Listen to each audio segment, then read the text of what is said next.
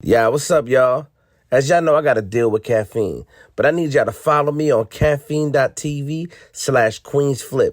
Download the app and look for Queens Flip and follow me so you can catch my show, The Callers, live every Tuesday and Friday from 10 p.m. until infinity. We're going to turn up, we're going to have fun, send the props, and get some prizes. G-Money! Yo. Welcome back, man. Welcome back to it.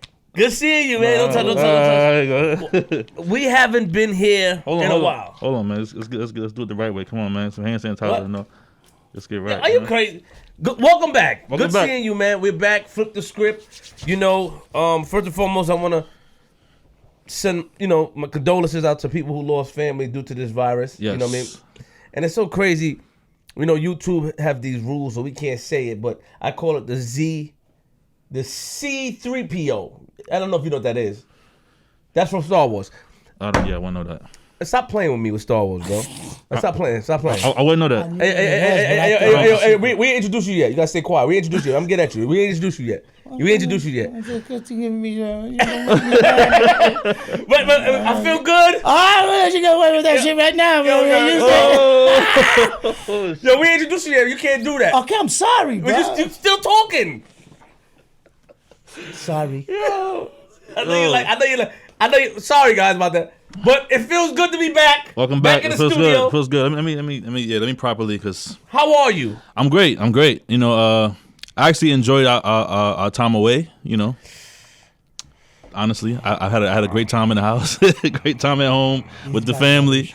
You know what I'm saying? I've been good, but I do feel good being back here in the studio and seeing some people like Ebach and Bass, Michaels, and you cool, man. You cool, man. I think that was corny. You're not really happy to see me. I am. That was whack. I'd like to throw a little shade sometimes. You know what I'm saying? You waited for me. I'm your business partner for over 16 years, bro. Facts. You cool, man. G-Money. Yo. I just want to say though. I'm back. All jokes aside, I'm happy to be back, and I'm excited about this next guest. He's out here. His energy is more than I expected. So I'm gonna have to, get at him. Now he made himself a target. Oh man. You know what I'm saying? I'm gonna have to get at him. Man. I like him. He walked in here. I like him. I'm gonna have to get at him. He made himself a target because he wouldn't stop. Yeah, it's time. It's time. But we back, man. Before that, man, good to see you. Shout out to your family. Shout out to everybody's family in here. Yes. You know what I mean? Everybody looks healthy. Everybody stay safe, man. Yes. That's why we can't say much about it, but we can say stay safe. That's clear. We can. It's so crazy that when I saw the CEO of YouTube go on CNN and say that if you talk about certain vitamins or certain teas that help this situation that the health organization didn't put out there, we have to take your video down. And that's so crazy. For the first time, I actually feel like we're being stifled. You know what I'm saying? And I never felt that way. I'm always like a conspiracy. People always want to blame the others, but I seen that with my own eyes. I seen our channel take a big hit because our channel up, and then at a big freeze. Yeah. Because we go from 200,000, 100,000, me and Chop and all that stuff, and then I talk about that because my grandmother caught it. Right. And I start talking about the lemons and different things that we were taking, and it just unsubscribed people. It was so crazy, but. That's for another time. Let's be careful on that because we want this show to stay up. Yeah. Let's be careful about that. G-Money. Yo. Episode 156. Nigga, we made it.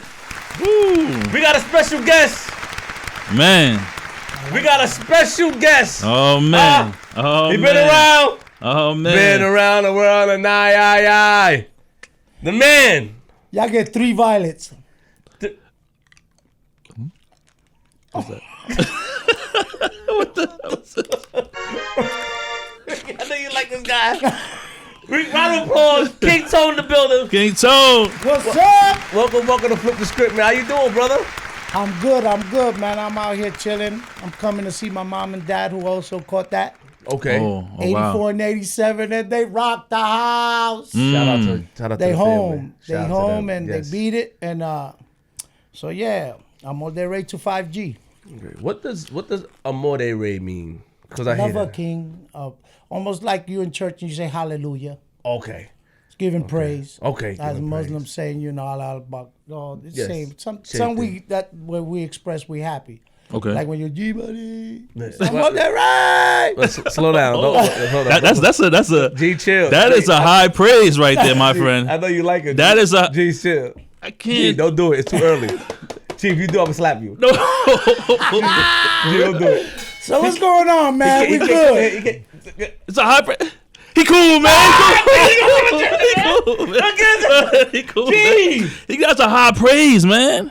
come on, man. He says like saying He walked the hill. hallelujah. He said he put it in the same joint. He cool. Welcome to Flip the Script, man. Man, Wow. thank you for having me. It feels Whoa. really good. And his home is New York, New York. Yes. The epic center of beating everything the beat down. Yeah, we're And white editing. Jesus, I'm Yo, sorry. now we We'll bleep good. it out. Don't worry. We'll bleep it out. So Welcome to first White off, Jesus channel here at let's bleep it the out. Yeah? let's start by introducing your guest right here. You brought a guest with us. right? So he let's- died really quick. But Grow Up, Grow Out is my new nonprofit. Okay, cool. nice. That What works. size is that, if you don't mind me asking? It's not your size. Been very, very good to you. So Can't anyway, say that word, man. so no, because I've been saying it my whole life. Been getting me locked up. I've been on isolation for Corona all my life. Y'all just getting to it. Got you. But I've been saying this forever. So that was weird when coronavirus came out. It was like, oh, the Kings are gonna get indicted. They went to China. Something's wrong with you. But my new company works with youth and adults that are what we call empower groups. And we believe credible messenger are those that return, learn from their mistakes, and they're the only healers that could come back and explain to a shorty in the Bloods, the Crips, the Kings. We don't denounce the power group. We denounce the stinking thinking. We can't be revolutionary in jail. We're slaves. So when you reteach and you come out, you empower the credible messenger. I got 7 employees. We're in the youth facility from 7 a.m. to 3 a.m. at night. When he's having a nightmare, we talk to him. And when he's going through school, we follow the kid. And when the CEO get a little full of himself and he think he can smack down my junior, we let him know there's a parking lot in this joint. Because you don't beat up kids in Walmart. Don't beat mine that got in trouble is in your jail. Don't become a coward. Become a steward.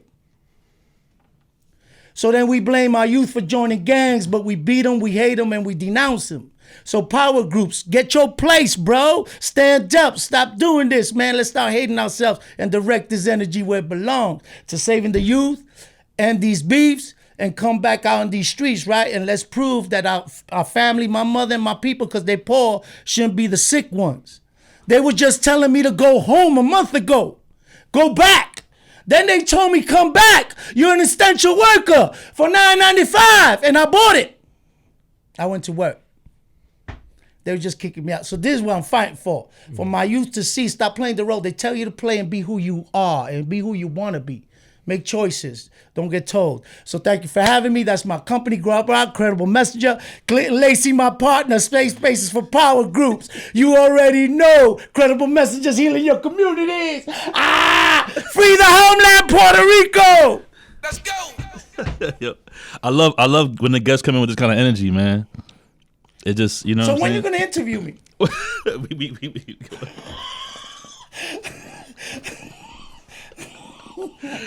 He hates me. Who's this guy, man? He like me, cuz. So we're going to put this guy away, and we're going to talk some business here. I'm gonna get him. You get him? Welcome. Oh man. So usually, and Flip the Script, we take it all the way back, right, G? We go back. Tell us about your childhood. When you was born. Well, I was born Brooklyn in Women's Hospital. It probably known as King County. Still My there. mom's is a second generation Puerto Rican. Her parents brought up American Dream. We owned a bodega with Fernandez's, and I'm a junior. I got 4 sisters. They all graduated high school. They married. They got their kids, decent women. My mother and father celebrated 87 years married. Wow. So the broken, don't go down the broken home. Mother was a crack. I'm not offended. But I'm not that dude. You get what I'm saying? So I had a great home, Christians, Catholic, de colores. We used to go to church. I was an altar boy. I did it all. You know, I was following those steps. Then it hit the death of our grandfather, family, sell the business, take the money quick and run, start fighting over a dead man's riches, and you don't want to make it grow, you just want to make it go. And that happened to them, and we lost it, and we moved from Warwick by Highland Park to East New York, right there by Pinkin and Euclid. So it went from a single home to bricks, real quick. And with four sisters, that's worth more than gold. Because every drug dealers, all Alpo and all them big dudes like me, everything we did was to get that tutu. And I had four of them, and they were fine. They were Puerto Rican, long hair, juicy. And I was almost the youngest. But I had to fight for all that thing not to become the block's property. It always belonged to my dad, Fernandez. So that's how I got tough. Being the only boy was I couldn't run home, get big brother, nothing. So that's why I grew up good home. And then, in the 80s, I opened up with some of my dudes. We opened up our brand, our heroin brand. But before we get into that, Yeah. you said that you grew up in a good home. You were Yes. in a good home, and you.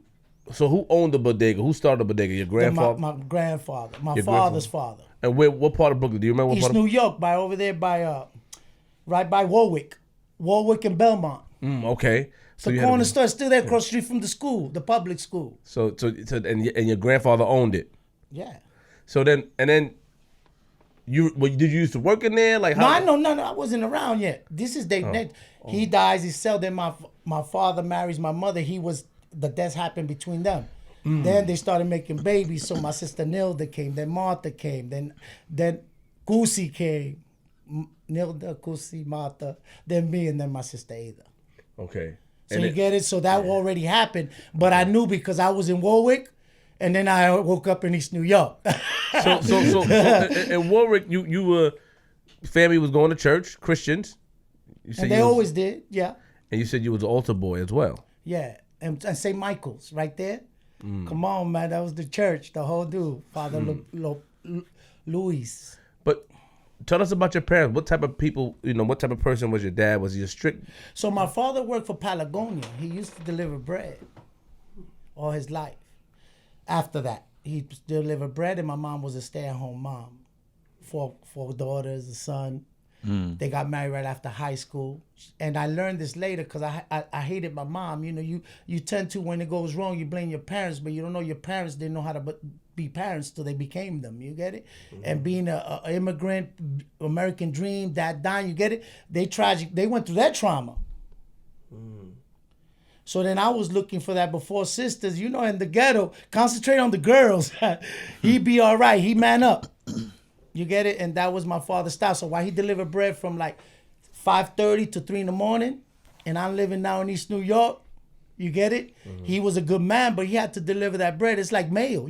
Patagonia's in there. You get bread, you get milk and butter, right? If anything is missing a snowstorm, you're going to get that. And the milkman. So my dad, so he did that. My great parents, did it all. And they tried even that, but that TV, that black.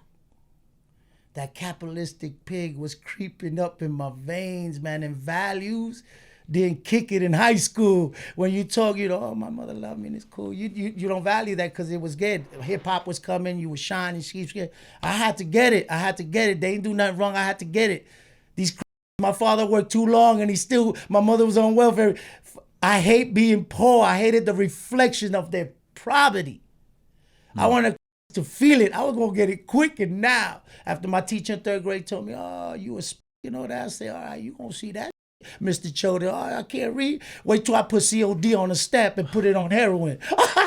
You see me in third grade, I already made a decision. I'm quitting on the system. They did my family wrong. I'm getting them.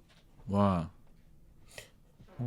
Sorry, G. What do you mean they did your family wrong, though? Because you bring people with the impression they going to love on them. Like in Sweden, you go in there from the area, you're an immigrant from the wars they caused, but in Sweden, all their homeless get an apartment. Then they take the fathers that are on welfare and they give them uniform and they police their projects. And then they find a way to make those that got less feel important till they could become who they promised from causing this war and making them run to somewhere. They don't call them immigrants, they call them refugees. You get what I'm saying? And we in America forgot that. You get what I'm saying? So that's what I mean. They call you in, the American dream and everything. What they're really saying, remember, man, we're inviting you to the place we stole. It don't change the fact. And when you come here, when you get too smart, we're going to steal from you too, because we don't play by the rules. You see, everybody worried about who's occupying Israel, who's occupying America. What does the native Indian feel when the voices of the Jew is louder than theirs? And I'm not racial, but they got them on reservation camps, man. If we go that deep, so that's why don't confuse me with a common. I'm not mad in that sense. I just didn't feel for the ice cream. They brought in the dope, and I was gonna help them sell it. The values, mom and pop. Right now, I'm in the game. America, you created me. Let's go. Give me my 062 56 83 40, boy. That's my social security number, not my prison number. I've been a prisoner way before they locked me up. So, what else happened to you in your childhood to make you feel this way? You said your third grade teacher said what they said, cursing, the example. Being Latino, knowing the black movement, knowing the white movement, but not knowing the Latin movement. My parents too busy to describe, the whites got a movement, that Martin Luther King, but you got heroes, you got Lolita LeBron, you got Roberto, you got Abisu Campo. Tone don't feel left out. You somebody, your teacher lying. Not that they didn't mean it, but maybe they was nationalists, right? They believed Americans, so they didn't teach that history of those who revolted of becoming a commonwealth and becoming a prisoner to the dollar. You get what I'm saying? So I was confused. I knew Zulu Nation, but I didn't feel and they're my brothers in the movement. But I mean, just like the Bible didn't hit me, just like the Quran, it didn't hit me. The Almighty Latin King Queen Nation literature hit me. I don't know why, but I'm explaining that was where I had my conversion after I learned that, because the Latin pride, the one that got me was I found out what was Puerto Rico. Even though I didn't visit it, I taught her to smell her, and I wanted her, and I wanted to know why my mother came and why she was so broken and why they did what they did to her and my father after the tragedy of poverty. Why didn't they help them rebuild and get a store and rebrand like they do to the Blue Eye and the people in Long Island when we used to exist? But they didn't do it for. That's all I'm saying. So I got mad. I'm not allowed to get mad. No, of course, yeah. So I got mad at him. Did you have any bad experiences as a child with African American people, black people? Did you have any bad I experience? live in East New York, Brooklyn, cross street from Cypress. Yeah, I know. I'm just saying. The common shit. You come on my block, talk shit, we fight. You beat me in baseball. If I get mad, we fight. That's how we did it. We fought, but we didn't shoot yet. Then we threw a block party, and your sister coming. I'm like, yo, I like you a lot, dude. Yeah. Go get a nickel bag of Trey, and we smoke together, and we play some Michael on the block, the speaker, because we wasn't scared to party and dance and forgive. We became, the Old West again. We became gunslingers. We started resembling the cowboy. Clint Eastwood. You know what I mean? Dudes ain't worth nothing. Those are fake gangsters. I'm just saying we want to be the American gangster, not the Black Panther, not the Young Lords.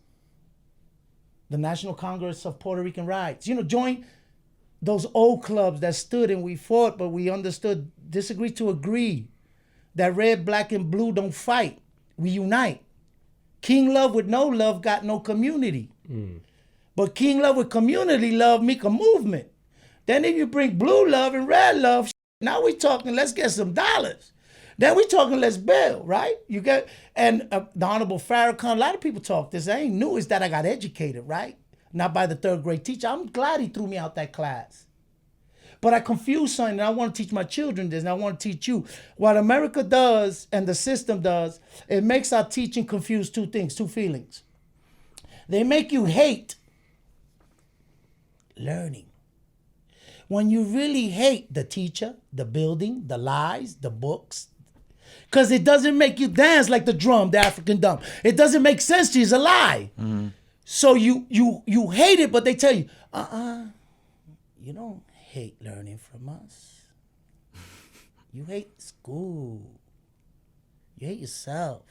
You hate learning because you don't like learning. You dumb. It ain't us teaching you lies so the alphabets don't make sense because they make you sing A, B, C, D, E. Then when they told me to spell it didn't sound like A, B, C. I was confused. America confused the out of my brain. Capitalistic with values, we're about. So I'm just saying it's a complicated thing when you're poor, you can't read, dyslexia, later you find out. So my parents did everything they could, but my point is, what I want to say, not everybody joins the game because they broken, something happened traumatic. Mm-hmm. Some of us joined because we realized that's the economy we're going to feed ours, but we wasn't savages yet. We learned to share. We used to bail you out. We used to care for you. We used to nurture you. We used to not involve. I don't know if it's true. Some of us were dirty. But I mean, the game has some perspective because we knew it isn't what we wanted to do. It's what we had to do. When we converted to is what we wanted to do. Not what we had to do for the moment to get where we want to go. That's when I think we lost our identity, the power groups. And we self-destructed with that inner hate to get even. You won't get even. Right. Right? You won't get even. I mean, it's a bad feeling to do, but I'm a grown-up now. I learned, how to take that and absorb it and do something positive with it. You know what I mean? Not that I let that anger out like when I was a youth. You get me mad, I just poke your eye out. Right, You know what I mean? right. But what's there to discuss? You know what I mean? Really? And I'm not trying to act tough. It's just, I got to fight you. I got to beat you. I got 4 sisters. The first guy who beat me, my first sister gets laid. So when I lost the fight, I had to keep fighting till I proved to them the worst thing you want to do is get laid by her. Because then you got to keep fighting. So that's what I grew up, and that's what gave me that vigor. But it was uneducated. It was untamed. And then, that started coming about. Going to jail and learning, smoking crack. And I was like, what? As I lost my family, I started getting too deep where I lost myself. You know the story. Right. You really, when you start smoking crack, you pretty much saying, yo, I'm a zombie, I want to be dead, and I don't want nobody to count me no more. Get me off the senses. That was what a crackhead was. You pass him, you just didn't see him. Yeah. I hated the game, I hated my parents, I hated the world. So what better place to hide than with a pipe in a dark building? I always ask this question to our guests who have these stories. Like, were there anybody that you've seen in your area or even in the family who were positive role models to you that you could have went that route, maybe? No, all of them. That's why my father's the greatest role. Never got locked up. Never did not. How is he not the greatest role model? My mother never got locked up. Never cheated. Never stole. I don't need to go. I don't need a sneak. I don't need no. I got the greatest examples at home. They're still alive. I'm gonna go see them through the window. And I got my man, Lord Gino and King Blood on my arm. My father ain't on my body.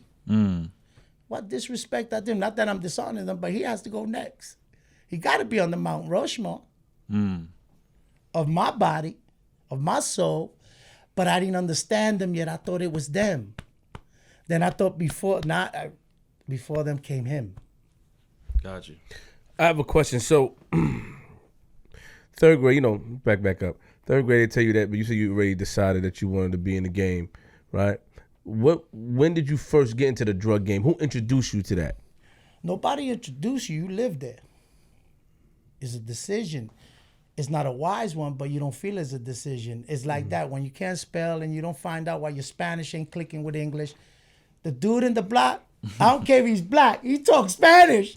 And we talk there, you know what I mean? That's why New Yorker says the N-word so freely, but when you go Midwest in the South, when I was doing Fedbit, it didn't feel the same. Black brother looked at me and I was like, oh, we don't do that New York here. Nobody used that N-word. I said, all right, bro, all right, Wody. But my point is you learn that. You know what I mean? We New Yorkers got this special thing, the black, the brown, and we fight sometimes, but we don't discriminate that we understand. We in this hole together. Well, take us if you recall, take us to the first day that you started to, start selling stuff and, that whole So process. right after I just watched for a while. And then I did service, so I'm not a fool, even in 3rd grade. I had to do my math. Right. So I started talking to the veterans from Vietnam. That's where I started getting my political point of view of the war. And I was young, but they told me because I was so confused, they were the dope fiends. And I wanted to find out how the Marine soldiers that's Latino and black, all of them dope fiends, and the white ones is somewhere else. So when I hung on the corner, they told me and they schooled me what was heroin and what not to use it and how. And I knew his son and I knew his wife. I used to be sad, but I used to love those stories. So I said, all right, Hendrik. And they tell me the Vietnam War and how they hated it, how they killed somebody that looked like them, then they can't hear nobody loved them. And they didn't even know the Vietnam when they seen that they were young, and it traumatized them. They said they came back because they were so violent. And no, as you find out you killing somebody who talk like you, broke like you, look like you. He's just somewhere else. Right. Then when you come home, the guy with the blue eye that don't talk like you, look like you, got more money than you, tell you, good, you lost your legs, here's a check. Now go shut the hell up and vote for me, son. So they told me that story and I got angrier. So I remember when I become a dope fiend, kingpin, I was going to take care of all the dope fiends because I loved them. I knew their story. I was sad that they were sick in the morning. I already knew by 6th grade they were sick. That's why they hurt. He explained it all. I knew the game. But I went with the marijuana first because it was fast. And the dreads was just coming. Them getting crazy. Mm-hmm. And we had the weed spot. They wanted it. Mm-hmm. So I was all part of that in East New York. Dog Day Afternoon, the museum, the wax museum where they froze. I'm that. I'm the fruit of that. Mm. So I know when they came, we were like, you ain't getting shit. So we fought each other, but then we hit the chalice, salad, and we liked their music, started going deadlocks, and we started bub up, police and helicopter, searching for Ganya. I said, hey, we can hang with them. There ain't no beef with us. Mm-hmm. You get what I'm saying? So we introduced, and then the game got real cool. We had now our Jamaican brothers there. We had ourselves. So, and it was where I just started selling the weed and running and bagging it. Then I said it. Then when I seen, we got into the, what's up, the other dread crews, and we just had our beef. So the game changed. So I had to cut those off, the dreads, right? Pachi had to transform. The ghetto has changed. The only dude that don't live in the ghetto is a dude that know how to change.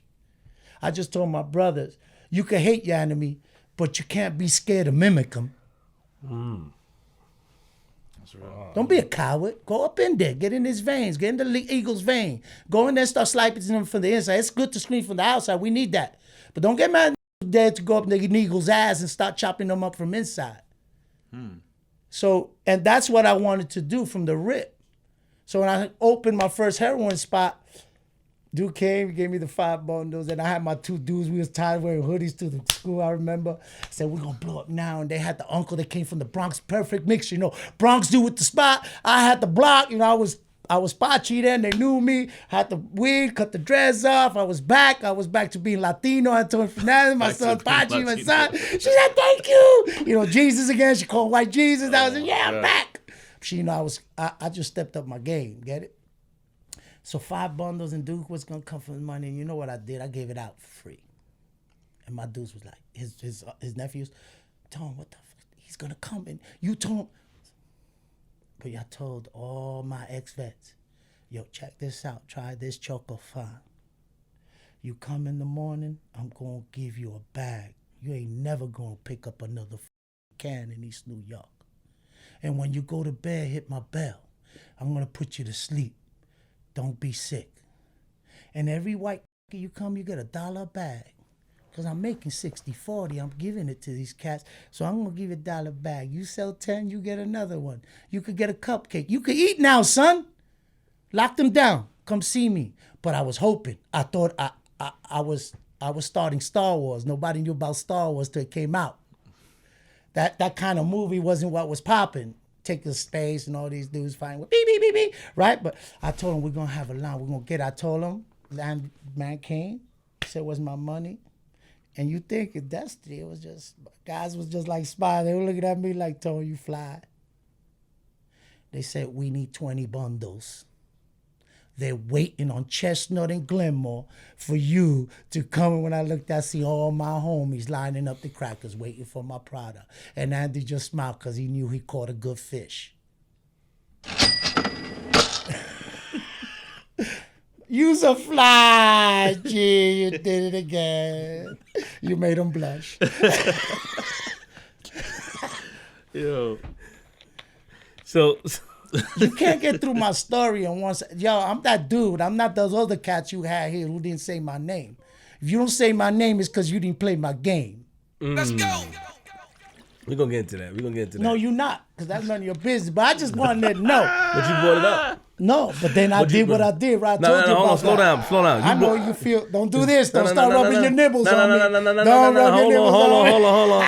You brought it up. I did. I can't allow shots in here. Do not go uncaught. We catch all shots. I have a bulletproof glove. Any shot that go, bang, caught it. It's here. So now we're gonna address the So shot. you like 50, you get shot and get famous? Yeah, everything. Catching them? I'm just Everything. playing. My man 50, I love his work. Yeah, he's a good guy. We're gonna get into that later.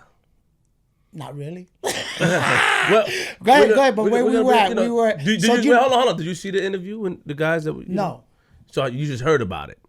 No, I tell you, I skim through things. I just need to see the faces to know what I don't need to see an interview or know Cap from you. You know what I mean? Got it. No, I don't want you to know them from me. No, but- you don't get my point. To you, he's new. And I mean other things like other things I know. I see what you're saying. They're not new to me, so I see it and I know. Okay, I feel in it. I know their story. Like, you get what I'm saying? Got you. So, But how would you know they didn't say your name unless somebody put you on that didn't say your name?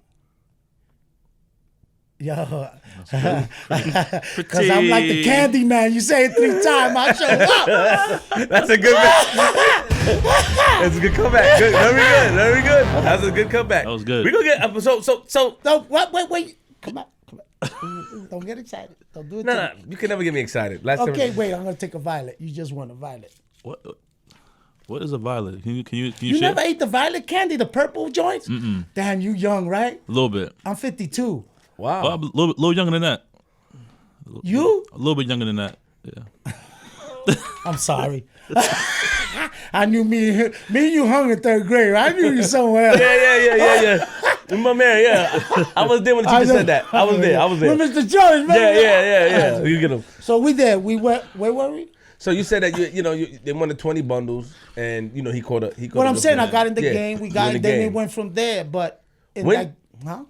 Pardon me. When did things turn for you though? Sour? Like not even sour. Like so now, at this time you're not part of a gang though.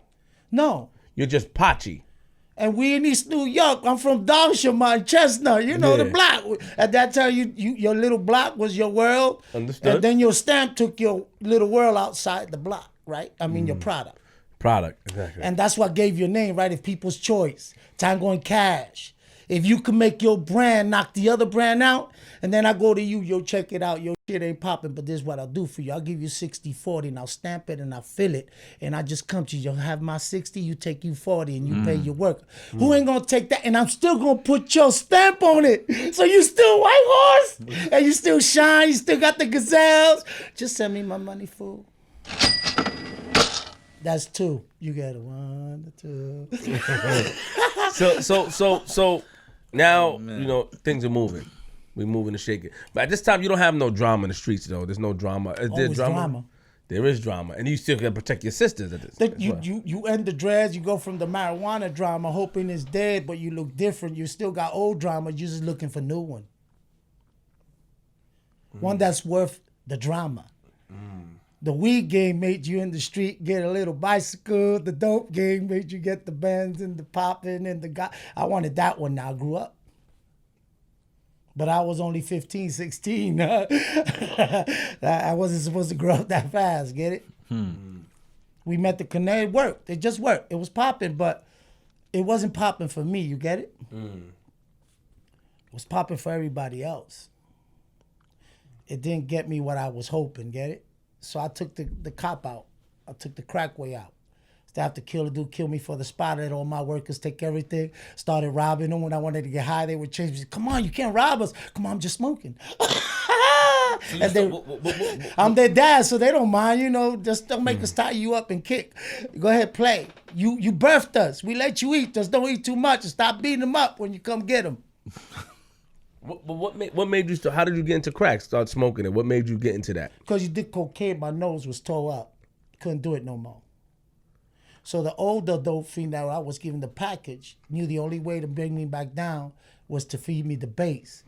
And I tasted it in front of me. I liked it, but I didn't. That ain't nothing. As soon as I got to the house, find that dude. Get me like, it was that rock. That was extraordinary. Let's do it. How old were you at the time? I was like 17. So then you couldn't buy less than the 8, the 9. It wasn't crack. It was still base. What I'm saying, I was young. My mind wasn't prepared for that hit. I thought I was because I was acting like I knew the drug deal. I knew information, but I still didn't live the life. The older dude who got hooked on the dope that he was selling for me had that experience over me. He got high on his supply, so all he had to do was get me high on mine or introduce me to one because I feared the dope because I knew the old dude from Vietnam who told me what dope did. So I didn't do a dope fiend, so he introduced me to the new warfare. You get it? So he could beat me, and he was my own. And I was feeding him and loving on him. But he was jealous because we were all 15, 16, and we were living. We took his But so he got even. But did something in particular happen for you to start doing the drugs? Like, did something in your life No, it happen? just got boring. Selling drugs got boring, and we had it. And once we get caught, you always going to get caught. So the game was over. Right. So the way not to keep getting caught, now I was getting caught, but for smoking crack, which is a lot less than for pushing heroin. So I made it through the 8 years, getting a 3 to 6 and a 2.5 to 5, not 25 to life. Because I was a crack kid. I got the program. You was acting violent. What did you do? Like, you know, being a What do you mean crackhead. what I did? No, listen. When I you put hear in the pipe, I burned no, it. no, not that. When you hear about crackheads, right? You know, they do a lot of things. You know, what was the craziest thing You you did? freak. You see No, what no, I'm no, saying? not like that. Not like pause, man. New Come Jack on. City told you, flipped you out. Even watching it, even being around it, being around So the let me vicinity. explain the crackhead. Okay. Dope fiend was loyal and more cunning because after you do dope, you got 3 to 4 hours before you start feeling the effect of the sickness. The crack got 36 seconds. Wow. Ain't nothing in the world like trying to chase something again that only lasts 36 seconds. See, you got to stop. So now you understand why they can't do anything else. They can't think. The drug demands another hit in 30, and then the bad part is it's never good until you stop. So you never feel the 32 seconds again. So my 32 seconds lasted about 4 to 5 years. And then I said, this is pouring too. My ass was stuck, Velcro cheeks, my toes hurting. I said, I need to wash up. This is getting sickening. But you don't have to do things. A crackhead's moral, like I have values. I don't need a sucker to get a bottle. When I could go to your house and take it from the Dominican and get 3 kilos and smoke with the rest of the hood for free for 7 days. Come get me, dude. Well, that sucking niggas for that dude who been sucking his whole life. Yeah, he stood there and he never stood up. So even when I was a drug dealer, like I invented the crack spot, I robbed the crack spot. That's what I'm telling you. I could live, I could smoke. I knew where the spots was at. I made them. And then those that I didn't like, I would rob them. And I mean, my dudes started dying while converting me. That's what I had to, then I started saying, you know what, it's a timeout time. I got to go to jail. Instead of fighting all these cases, I got to stop copping out. Because destiny going to catch you, right? And I mean, I've been tied up to benches, roads. Because you come to a time you cross the line. But I'd rather, if I'm going to go rob a cab driver, and my high only lasts 32 seconds, how many cab drivers I got to rob in the hood? How many mothers and fathers I'm going to make cut? When I could go get the dude I know who got it, and I'm chilling for a while. So I'm glad I don't want to name the crew, but they used to run with Cool G Rap. And but I stole so much crack from them that they thought that the house I used to give to everybody and we smoking that, they threw a grenade there to blow up the building. It was burned and all that. And then when it's gone, my mother was crying. Everybody thought I was dead.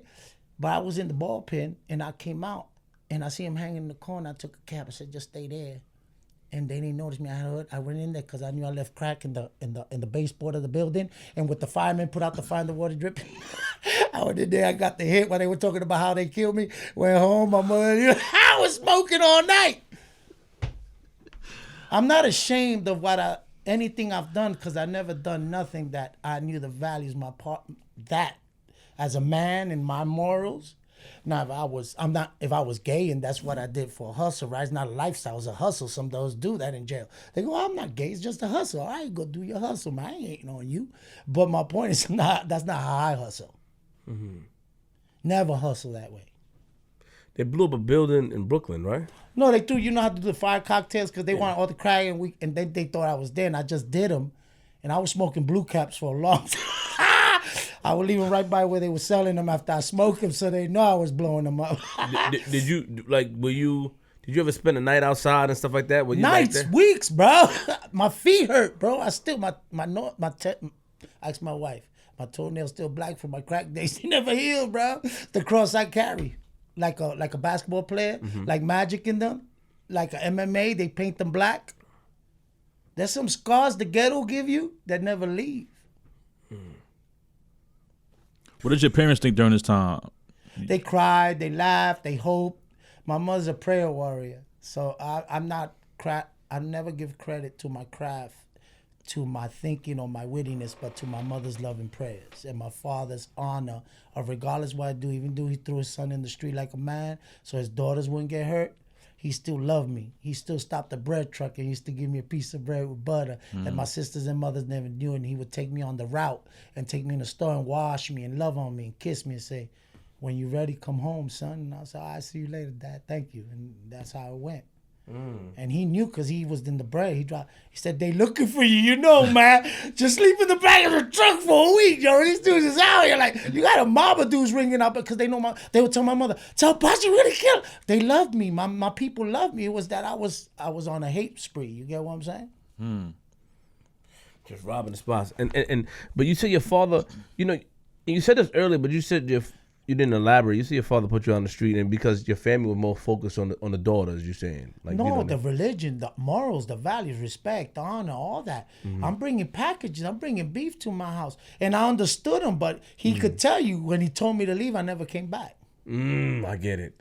So they forced me now. He said, come on, 2 days, stay in the truck. I won't put you in the house because they come and told, he used to drive and find me. Damn. He knew. We knew, you know. He knew me. He raised me, he said. And he used to ask the right people, and they knew he was my father. Everybody knew Pachi. Yeah, he's over there. They knew who not to tell and who to tell, right? Because then Robin Hood wouldn't give him candy at night. Got you. Rob from the rich and give to the poor.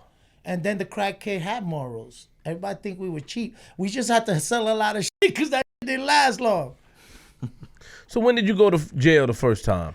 And I think 86, just the little things, what happened and what beefs. Kids were calling my sisters, like I said.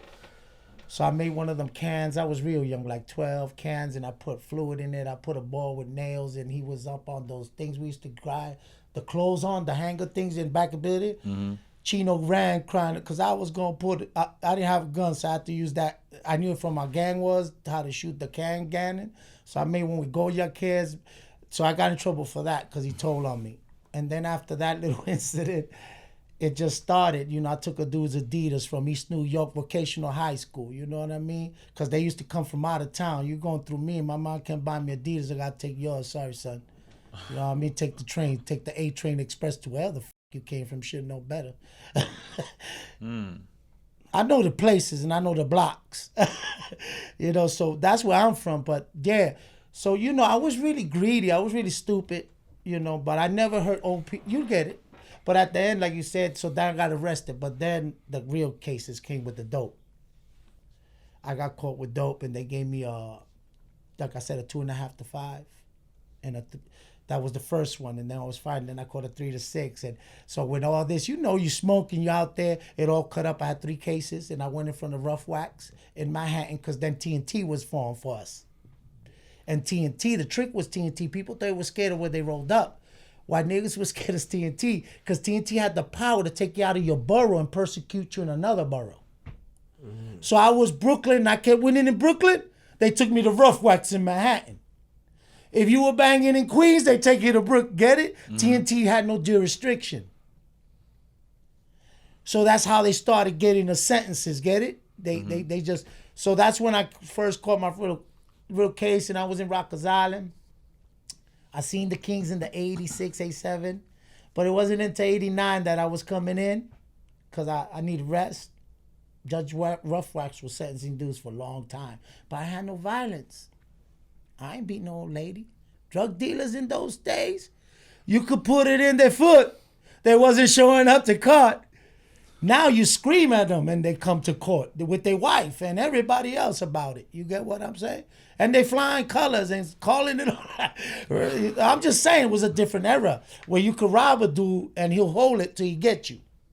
Or we meet each other in the island, right? In the 6th building in C95, whatever. So I seen the Kings. I didn't understand, didn't really want them. In the 6th building, the dudes I was under was running wrong. So we had to close box. And like, you come in, we be, yo, okay, you're going to get your greens, you're on a violation, or you're doing a 9-month bid for a GAC. Then you got 9 months for guns. Imagine that. You just got a 9-month bid. Now you got 5 mandatory in the feds. So you see all that going on. So you do 6 building time. That's city time. Then if you go into 4 building, 6 building, the other ones, you waiting transfer to court, then you go to upstate. So what I'm saying, the 6 building where I got introduced to it, but my 2 brothers who were Tuesdays, we were close back, we see you hate that diamond earring, yo. You don't want to carry that out there. Them dudes bugging. Put in your sock. When you go in the sock, go down the chute. Chino is in the sock. So I'm telling them I'm going to keep them from getting robbed, and I just robbed them.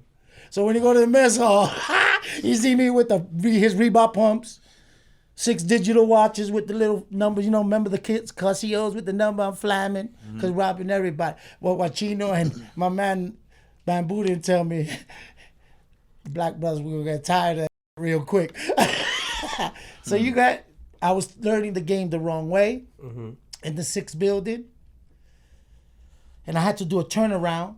After the 6th building, I had to go to the 4th building to go upstate for the 3 to 6.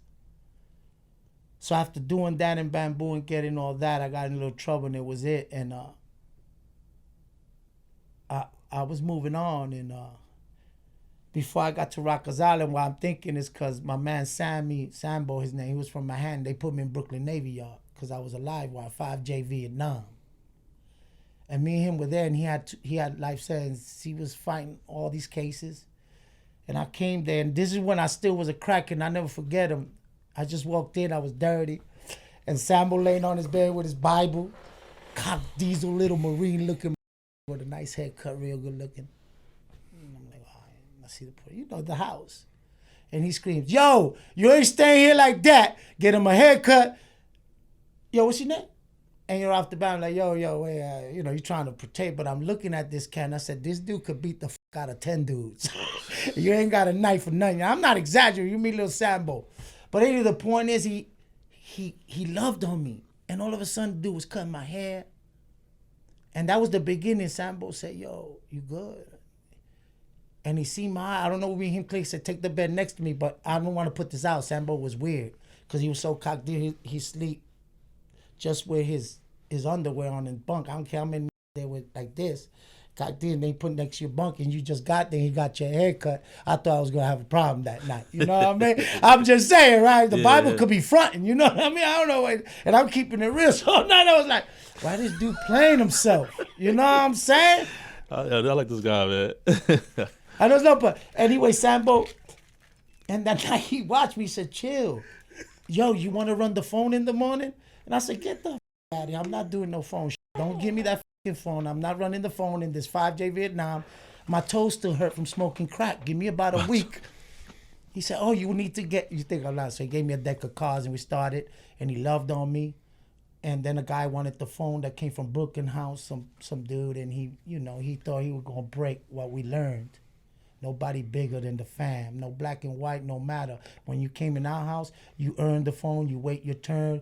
Black, white, Puerto Rican, you get a slot on that phone. If you walk through there thinking you're going to change me in Sambo's house and our house, not by color, not by the Kings, we wasn't king yet, we'll break you the fuck up. So dude came and he wanted it. He came out of church. So I was Sambo was coming. I had it right. Sambo walked in, he looked, I said, he wanted it.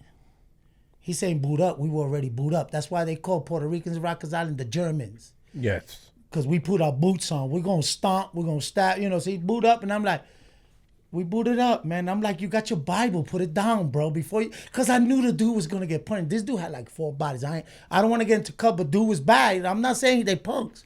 So we had a riot. And we put him through the bubble. Ain't no message like a real message. And they broke us up, and I miss Sambo.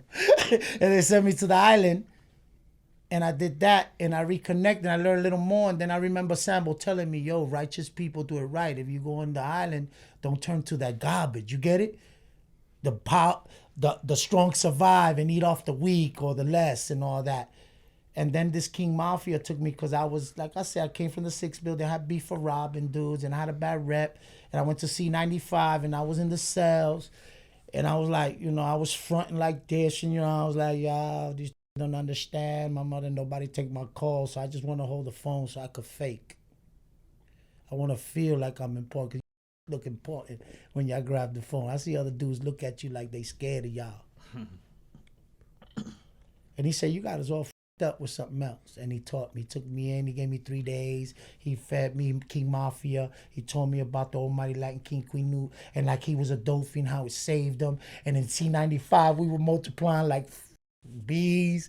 And then he taught me how to read. He told me about Lolita Labron. He told me why I was Puerto Rican. He told me to quit that crack shit and how the nation saved them. And when I read the lessons, I got the biggest hard on I got in my life. Never did I get as horny as that when I read and I found power. No dope, no man, nothing made me feel that rush again. The Kings made me who I am today. They are my motherfucking Marines. They are my Boy Scouts. They are my Bible. They took a crackhead and made him into a man. They loved on him when he stunk and he didn't have nothing. They didn't abuse me. They didn't see I was weaker. So Mafia get me, and he inherited me, and I went to the yard. I got my crown in 89. Dude who crowned me was a fool. And that's the first time, you know, I said every rose got a thorn. And thank God I was already going to shock, where they gave me a shock program where I'll do 9 months instead of 3 to 6 and the 2 and the 5, and I could go home. But it was called snitching because they did pull-ups and all this shit on the island. So I already did a radical move. I called Pops, and I was like, yo, Pops, what's up? These dudes saying they don't know math. They telling me to do 6 because if I go to the program, I'm a snitch. But I'm a king. I know how to get through a program. I want to do 3. I want to do 9 months. He said, who them dummies? Go. Ooh, when my godfather told me that, my Woody went like that. Yo, I was a black man. Yo, I was like this. I walk around to y'all like, yeah, and I'm going to a program. Right? But then I found out the dude who gave me it was faking. Imagine that letdown. That was crack again. 32-second high. God forgive a man who make me feel that. So he shouldn't be lying to the people. What happens when the good guy hits back? What happens when you gotta hit back? Because then you make a whole lot of fake, and you come places, don't say names, and you don't say the history of what's really happening.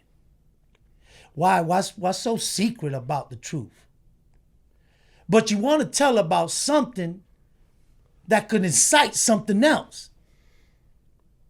Who to give a f*** about me and my brother, the Red Fort, in 1994, 92? That ain't nobody's business. The business is we ain't fighting a day.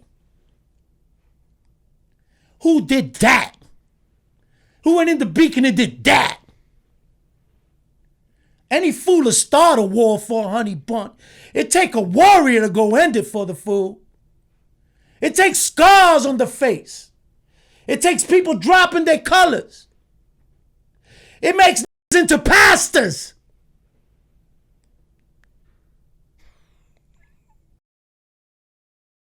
I don't do that. I don't mention the past. If I go to a graveyard, it's to bring you flowers, not to know what you done and why you do it to judge you. It wasn't my time. It wasn't my rhyme. Mm-hmm. But now I want to be famous. Now I want to say something and confuse a moment that's already confused. Who cares about that? Who cares about those stories? I want to know about today. Where are you today? What are you doing for the brothers and sisters today? What are you doing for black, blue, brown, yellow? What you banging about? OGs ain't sad or broken. We're relaxing. We did ours. I don't need the new era to like me. I need them to know I'm relevant. I'm not involved. I love my crown. I don't love stinking thinking. I don't got to throw one down to lift mine up. I don't got to talk about who I cut to have balls. I was born with them. That's why I cut you. I don't need all that fame. That's secret. That's for Rikers Island. That's why I wore mittens. I ain't talk about it. I've been about it. But why? So the kids could think you got to cut to be tough? What made me tough is what got me the mittens. Why I cut? Because they were taking other people's Adidas. Because when I was a thief, I hurt people's feelings. And when I found the nation, it taught me, you fight for the one who gets robbed. You don't rob them. You don't start wars. You end them. You don't brag about when you defeat your foe. You give them a Band-Aid and you lift them up. So what I'm here to tell is all these people want to get on. I know the gram is fun. I shout it. I want to be active because I want to tell them, listen to history. Nicky Bond was humping dudes when he got arrested. Boy George woman. Read about any big stamp and any Operation Crown King Tone. What you think our women's? Who you think they went to bed with? Strangers from Long Island or from Hollywood? With our brothers and sisters, the hood, who they knew. So for you to come and say the reason I talk this or I break down or I feel you did me wrong, hood, so I told on you, or I betray you, or I want to brag on you, but then make money off you, but I don't want to hold the cord, what do you think about it? What do you mean what do you think about it? In my day, we didn't think about it. We didn't let you make 10 million off a video. We didn't let you wear fake gold. Remember Biggie? When he used to wear the fake polo? In those days, you got called out, but Biggie used to punch him in the mouth, and then they look like polo again. But I'm saying fake is too real now. And all I want to tell the youth, gangsters ain't out there doing me, Melvin Farmer, that Tola Maney. Man, my black book deep. And what I'm saying, none of us, Jeff Ford, all of them, King Blood, Louis Felipe, and ADX, you think they're going to talk about the war with the Bloods in 94 if you get them to get a word out of ADX? Do you really think that's the stupid shit they would tell the nation? What would be Blood's words if he could talk once? And he had the opportunity to sit on this bench and tell everybody what he's been suffering since 1992 with no visits, no phone calls, no mail. You're going to come up here and talk about that dumb shit. Tell him about that man. Tell him why we forgot him and we haven't got him out of there yet. Tell him why all our leaders that ran gangs are in ADX and people who blew up the First World Trade Center are in population. Because we're the terrorists.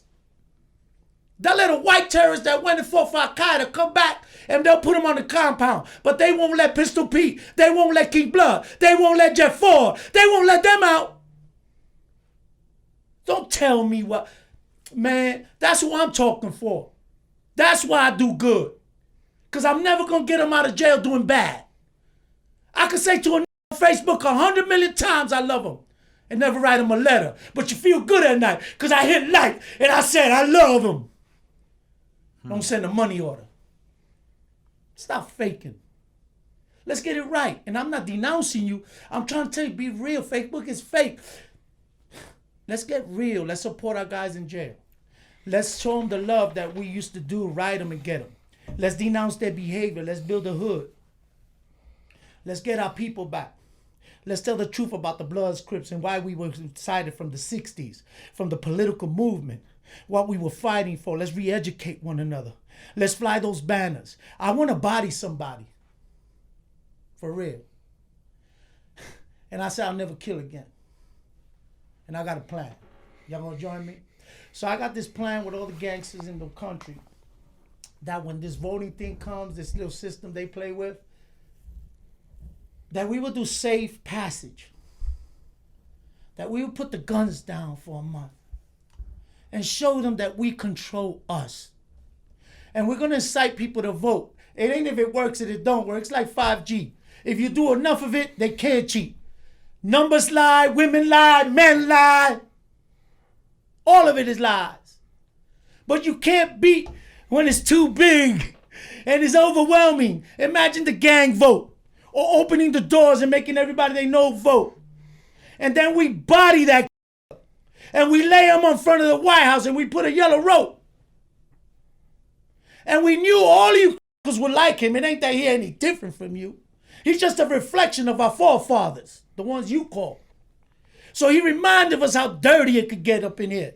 Because when a black man was in there, he had to be classy, he had to be honest, you had to have your tap hat, you had to wear a bow tie, you had to talk right. But let a up there lying every day. They ain't never asked him for his birth certificate because goddamn, he's from somewhere. I don't know where he came from, but he haven't told us the truth. But you see, it ain't about class to be in that seat. Mm-hmm. It isn't about Obama. It was that, what? We'll show you that we'd rather put a joker, a fool, a court gesture in that seat to do all the damage and destroy. What at least we won was that we had a reflection of us in that pond. And we'll put this to show you how really much we care about that seat, that it has prestige. It's a thief's seat. And thieves will do in the throne what thieves do. So what I'm saying, the gang's got to body that cat. And I'm talking about the trigger, vote. Pull the trigger, vote. Pow, pow.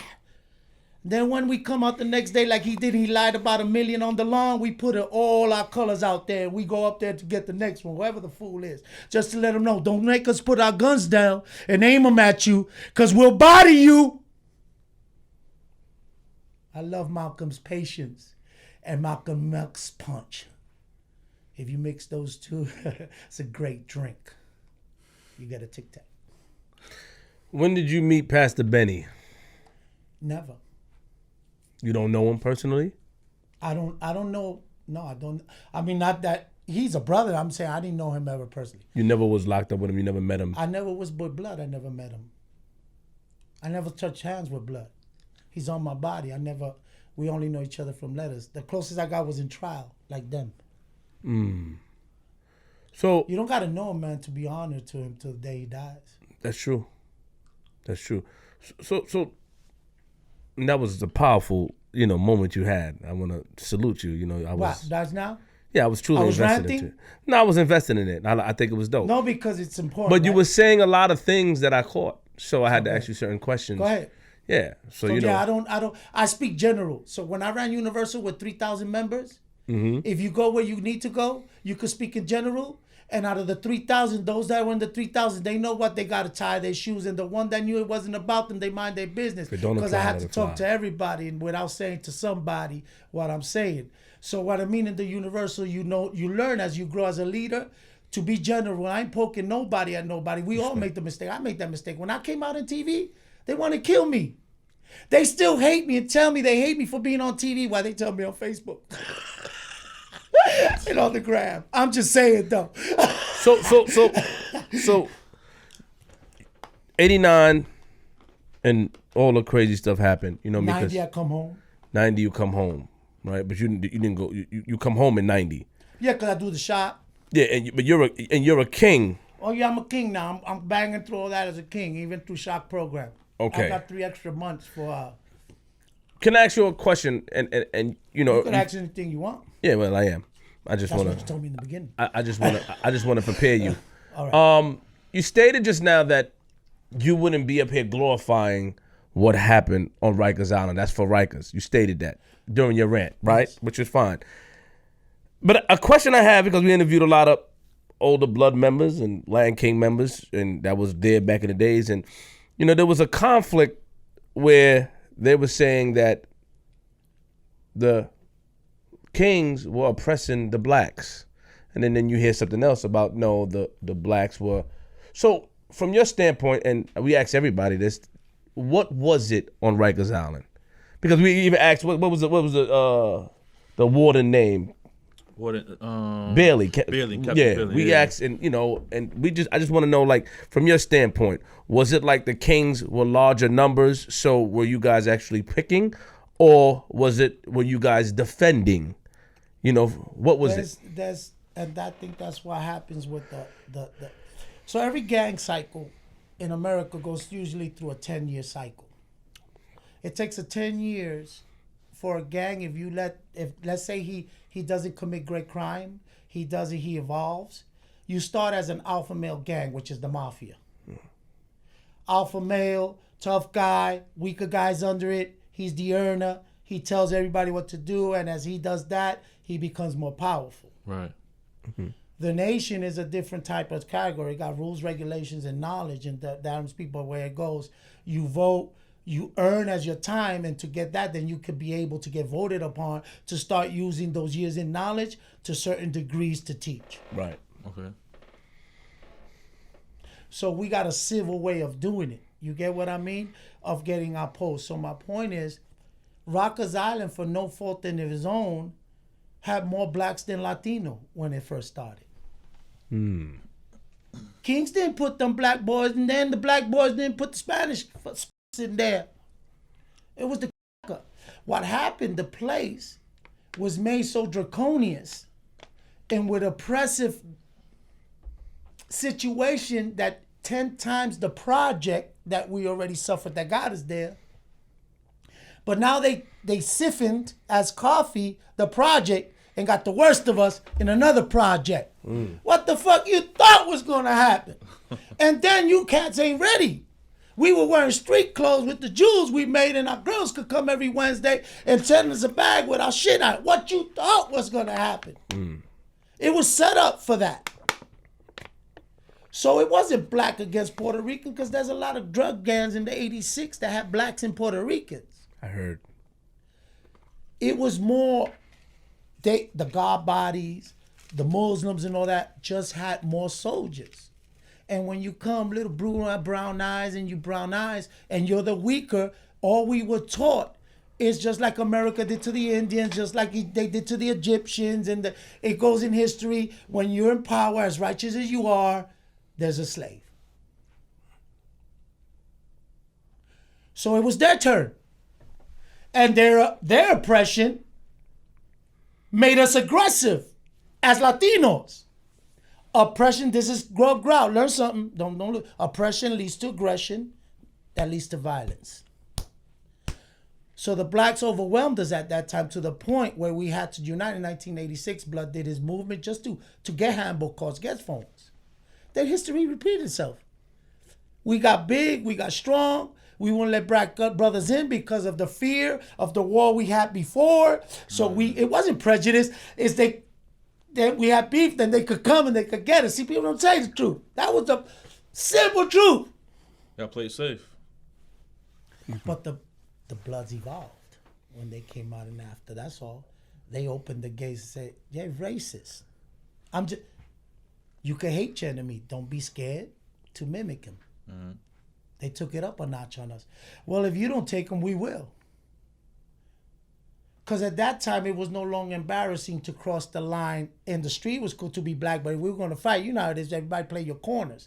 Before Kings and Godbody, you were black and Puerto Rican, get it? Then you were black in Bronx and black in New Brooklyn, and the same for the Puerto Ricans. So I would fight with a Brooklyn black dude with a black Manhattan dude if I was on the island. Every dog plays his corner. It's just what jail does to you. So the Kings had their shine. And as the other had their shine, we became overwhelming. We took a lot of the property in Rikers Island. And they did what they had to do to get some property back. The Bloods, the Crips, they formulated, they found their plan of saying, not that we were tough, they were weaker, but damn, you know what I mean? These dudes is now like freaking, the dope fiend was deep. So after a dope fiend, even with the black and Latino, after we eat potatoes and everything, we do the pull-ups. Boy, you got gladiators, bro. We get fat quick. So that's what I'm saying. People blame each other and don't understand the circumstance they were put in was to formulate that. So that's my point. So when that war happened is again, or the oppression is, the oppressor usually is oppressed. But oppression is a state of mind, right? What made it the degree where it tilted, where they had to form Voltron, right? Where did we lose our identity that we made somebody else feel that they had to do that to get rights? You get what I'm saying? So maybe when us and the Nietas got together, it made so like, let me make an example. You go to the feds. DC doesn't got jails. So anything in DC, crime committed, they go to the feds. So the feds, in every yard, there's 300 DC dudes. Every other group got 35 to 150. But nobody takes care of the DC cars, so they call them all the DC cats in jail, or like this, they abusive, they this. The truth is, because they don't got a home, and they go 500 miles for a ticket, and then they with a kingpin, and there's 300 of us, send the wolves out. 36 Latin Kings, that's 300 of us. Do you really want to do this? Who formed DC to be oppressive and to do that on the yard? Who was it? It was the white man. It was the law. It was justice. It's blind. Take. So when I went to a rant, what I'm saying is, they saying that some things that nobody's at fault. We were living the best we knew how, and we got into a dispute. But I married his cousin, and she married mine, and we got scars, all right, and they hurt. But we can't keep giving scars because we're too scared to say sorry. And we did it wrong. And I was the man enough with the okay and the blessings to go and tell Trini and them in the Beacon, yo, let's do a respect line. When they come from the Beacon, they act like savages. If they got a beef, they go in the yard and they fight. Then we do it. We want to join everything. But let's see if this is a lot of noise from people. If we made them back to the beginning, every man for himself, would he be so loud and proud? Not a treaty respect line. We're going to hold the guns. And I was working maintenance, sanitation in the Beacon, the heart of the war, 94, 95. Tell somebody what it takes to push a sanitation truck and go through the building, being King Tone, come from the street on a charge, where I could have locked in, played it safe. I said, I got to end this. They said, I'm not a lion in jail. Farm animals questioning me. Farm animals. Been fed by the farmer so he could eat them. I always eat the farmer. So don't tell me you want to hear it from the horse's mouth. Hear the lion roar. Hear him roar. Stop being a farm animal. Join us in the jungle. We free out here. If we black, blue, white, we free out here. Credible messengers are free. We love our set. We get mad at the stupidity just like I get mad at a bad cop that shoot my man and because we shoot him while he's jogging. I'm going to scream at him. We get him. But we better get the ones internal too. I got to speak to the bad kings, bad bloods, bad so they understand. We can never correct them and win the war till we correct ourselves. Duplicating the enemy, not to beat him, but to empower him. So all I'm saying, I forgive that war. I feel guilty for that war because I was there, I was around. We tried to avoid it. But all the people that did it, man, that got scary, man. That was scary, man. Dudes was hurt, man. Dudes are still at home. Their mom's looking at them with them. That shit ain't nothing to talk about. That's what I'm saying, man. It brings all feelings. Imagine you're in the train and I'm hearing y'all and I'm bragging why we fought and then I'm justifying my role from their role and no, it wasn't like that. And I just said, man, I'm just going to cut the dude next because that's the way I used to be a kid. Let the next dude feel it. So you get it? So I'm careful to revisit that because when you touch the bones in the graveyards, they could offend and affect the new generation. So be very careful how you talk why and who victim. So the first thing I learned when you talk about a gang member, he's going to big up his gang. And if you're in another gang, don't ask him because he's going to say his is the best. And if you're too sensitive to hear it, don't ask the question. You get my point? There's no reason to me to outdo his bragging. That's just like a fan for the Patriots. When the Giants come, we root loud and proud. But I mean, I'm not going to kill him over it. Or get so mad because he brags harder than me. You don't get it? Or I break it down harder than him. That's all I'm saying. So I'm trying to educate my kids, man. Because every time I get to be with y'all, black men, and for real, I feel you, I could waste time on that. It's ugly war. Shit was scary, man. Everybody say, I think was scared. Everybody. All of us that cuts because we scared. If you you get my point? First time I picked up a gun, I was scared. I wasn't brave, I was scared. So we got out of it. 95, we got to the important part where Trent and us talk. We did the respect line, and from that, you see me on prime time screaming with the Bloods and trying not to shoot it because we had a plan. We wanted it to come back from all those slashings that would happen. And look, isn't it good life? When you got warriors who look each other in the eye and know they cut before and say, I don't want to cut no more. So, once again, you did a good job. You're a good talker. The more I talk, the less you ask. No, but I bring it back. No, I see you're an intelligent guy. I would never question your intelligence. You Well, even if you the beard. even if you did, Beard. even if you did, listen. So you get out of jail. How long we been here? I don't know. I gotta think that. You get out of prison. Thank God. Yes, Bye. you got and but this I'm talking about the '90s, and then you're repping Latin King in the street, and you sort of it's out there now. When do you go and what do you do to get sentenced for the longer term? Because you know For this one. So Yeah. when I come out of the island, that shock thing, I had a message. I got saved, and I seen we loud and we proud, but we're powerless. So I seen this great brand created, and I found myself in there. Like I said, I learned the patience of Malcolm X. I've learned the punch of Martin Luther King. No, the punch of Malcolm X, the patience of Martin Luther King. No, don't ever correct me. I know what I say, and I say it when I want it, and I say it for a reason. So Martin Now, Luther- if you want to question why I say it like that, then you could ask that. But you don't know why I said it. I'm not wrong. You're not So wrong. Malcolm X wasn't patient? No, to me How? it wasn't. By any means necessary. But that was a word. By any means necessary. But that was a word. Patient in what way? But Patient in what way? I still didn't see ever what I mean. I never heard Malcolm X lead a crowd and blew up a building, hung 6 white men. Where I'm saying you confused. He was patient. Mm-hmm. He was before his time. His message was to heal two nations. Finding Islam in the nation, in the FOI, and bringing what he thought was real Islam, that wasn't me, and also the revolution of movement, and that Facts. the good guy could hit back. What Malcolm showed was the perception of when we marched together, like the Black Panthers, the rifles. But he said it. But again, I'm asking you. Said by any means necessary. When did he did the any necessary? When did that happen? When did he take it? Or was that done to him? It was done to him, but that's what he preached. But when did he do that to the enemy he preached it to? To the one he said by any means necessary. Who did the any means necessary? Malcolm or them? They did it. You're confusing me. Who you mad at? Mad at you.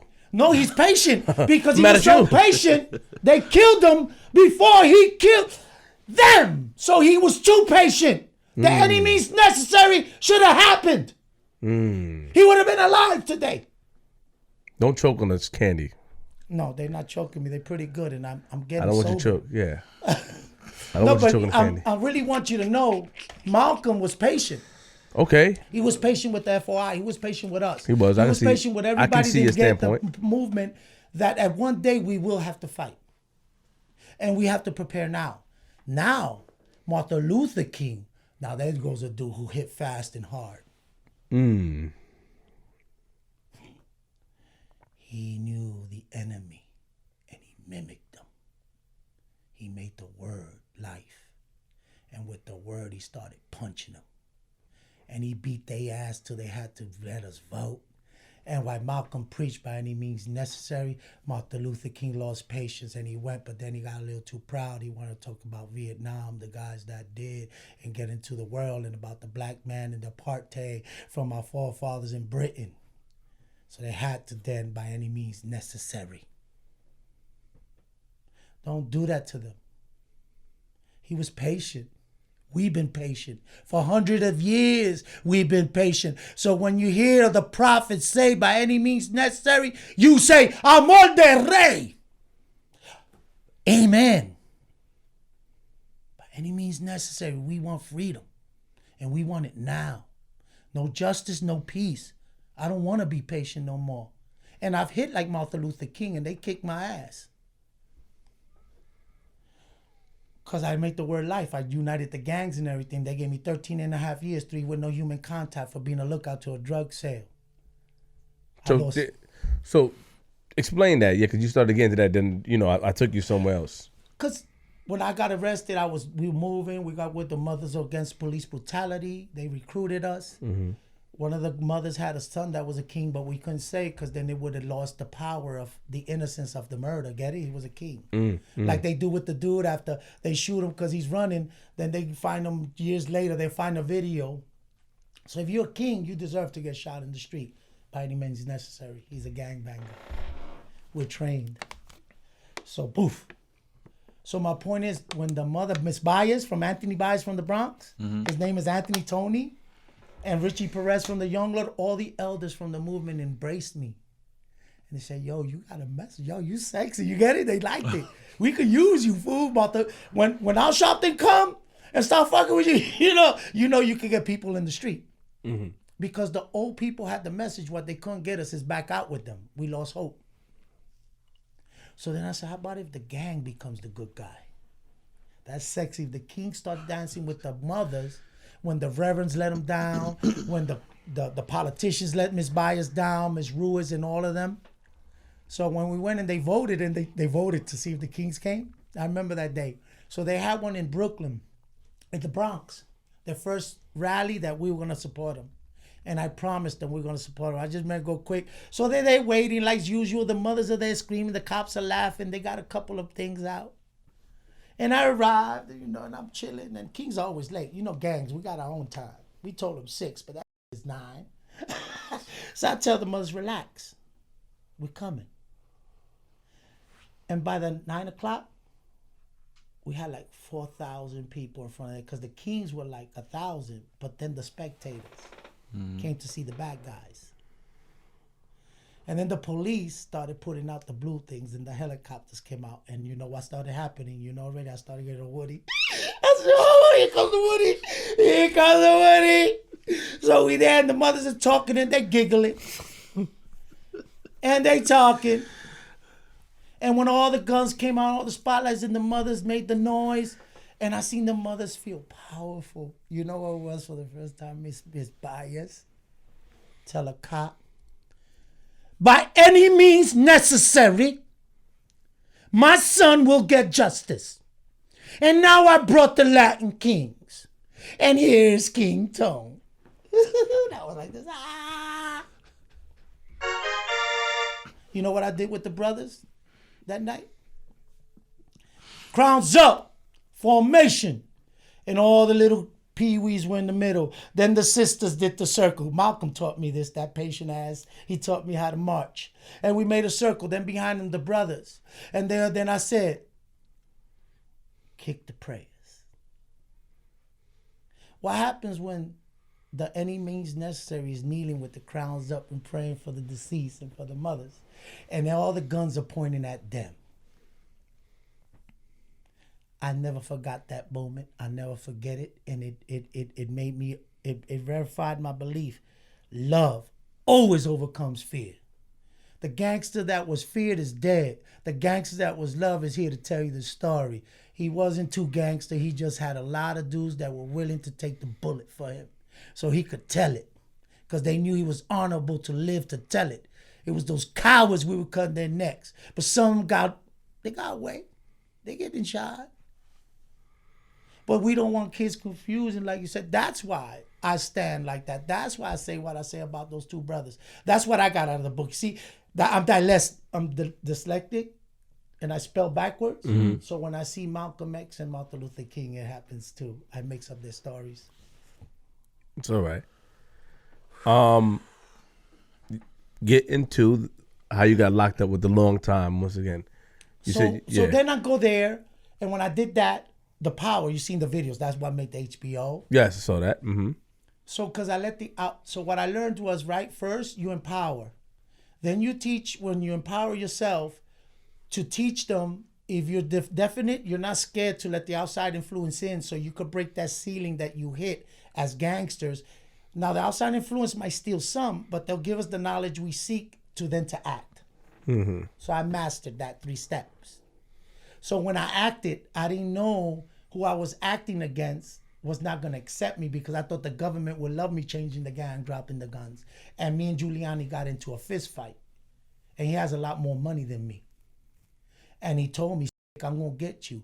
Because he was claiming the victory of bringing crime down with the stop. When I knew the broken windows theory it was me. We made the United Family Coalition, Zulu Nations, Nietas. But we started talking again. We started saying rules. We started to beef. And Tom was saying this piece. It was getting sexy. So once one bad guy starts acting good, what does the rest want to do? Hey, could we join the rally? Yo, Right. them girls were screaming. That shit you getting news media. You getting my point? It caught on. And it made the system mad.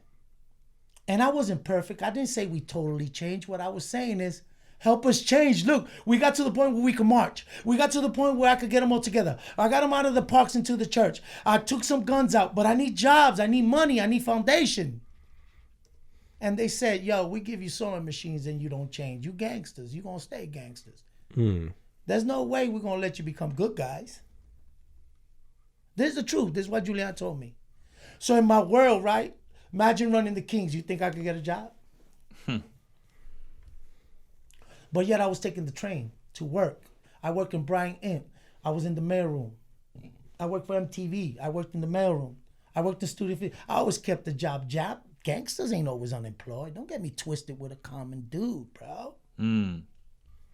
I kept the 9 to 5 because I knew to be a good leader to the Kings, I had to have a little Jew in the 5th floor running to get his 2 egg whites with the broccoli, fried on the grill, go over there to New York, buy his little scarf for his wife. He'd give me $500. I dip on 2, and he better not ask for the other 2. But I knew I had to work because if the power got to my head, I had to have people over me because total power was scary when I didn't know how to do this. I was learning. I'm a 3rd grade education. Look what I did. I got the Kings all together, all that. But then it started falling apart because I was broke. I didn't have rent. I was on probation. I didn't have a license. I didn't have a home. So all that powerful shit you see, America's Most Wanted Land King, King Tone, didn't have a bank account. Didn't have a porch. So why they wanted me so much? What I had was thousands and thousands of youth ready to die, but I convinced them to live. I convinced them to stand in front of Blood's trial for 30 days at attention, 300 deep, walk to around City Hall, do a circle, pray, stop the 6 train, get the whole 1,000 of us to Trains Express to 126, a historical St. Mary's where the Black Panther hit their guns, have prayer, eat dinner, because we're going to do it again. And they say, why are you supporting him if you changed and he was a killer? It isn't what he did. It's to show you what they're going to do. I want every kid to see what they do to King Blood and Pistol Pete's. 145 years, no mail, no phone call, no nothing. Dead since he's been dead 36 years. Y'all complaining about a 3-day lockdown, eating honey buns and cake and fucking around getting train station. Blood been dead since 98.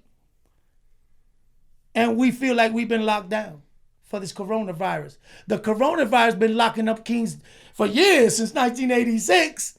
So it's nothing new to me. Well, we locked down again. I'm on the right. Let's go with the flow. But I'm just keeping it real. We too spoiled like that. And I'm not saying we know history and it's right. Malcolm was a tough act. He was before his time. Today he'll be probably we would understand it totally and fully. But it was so tense that the white man made us believe by any means necessary was insulting when they chased us. And when they used to catch them, to break our will, to make us to want to be in the house instead of in the field, by any means necessary, by chemical warfare, by the whip, by the hanging, by historical denouncement, we are scared to say by any means necessary. And I want to talk to you because that's why we kill each other. That's why we kill Crips and Kings. We really kill each other because we really don't want to see what it looked like when we all turn our guns towards him. And what would that look like after we win? Are we ready to win? So we're so scared of win, we'd rather keep losing. Because nobody want to face that day. Obama didn't win. He just made it. I'll show you what winning is. Right? Winning, Obama's won. Winning is, how many presidents we had? 46. 46. We got one. Some were black on the down low because I think a lot of them dudes were sleeping around. You know what's going on, right? Some of them dudes, a lot of them owners, a lot of them presidents, the old lady was in there like a 6'9" old lady, getting her back blown out by a big black strong bull who had courage and honor and said, "Oh, you robbed the rainbow kid? I might as well fuck you. He ain't got no dick." And now they mad because she gave it up to a gangster. Are you gonna tell me what you did to get this sentence? I watched somebody sell heroin. I was a lookout for a drug sale, swear to God. Yo. To pay my rent. And you got 13 years behind that. I'm a 3-time loser. I've been committing crime before. Yeah. I don't know if you were born, went to school together. I'm sorry. but you know what I'm saying. I understand what you're saying, bro. So my record took that little charge and they knew it. So get it. 130 co-defendants. You know I'm the leader of the Lion King that time, right?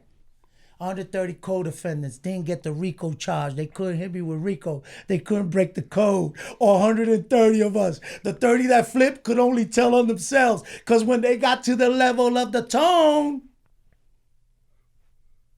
we wasn't selling drugs. That's just what I had to do to make it that day. The rest of them were legit dudes. They took the gulp with me, 100 of them. Said, you can't get no more. He only gonna get 13 because I ain't telling him. He never told me to do nothing wrong. That go by himself, so you better talk to him. I don't know about nobody else. They don't gotta say my name. When did you become the leader of Latin Kings? In 1989, when I hit that right knee on the ground, every brother's a leader. None of us follow. As a group, we choose the greater one of us to direct the energy we own. That's a good answer. And when he becomes a clown, we send him to church. When he becomes a fool, we put him in a biker gang.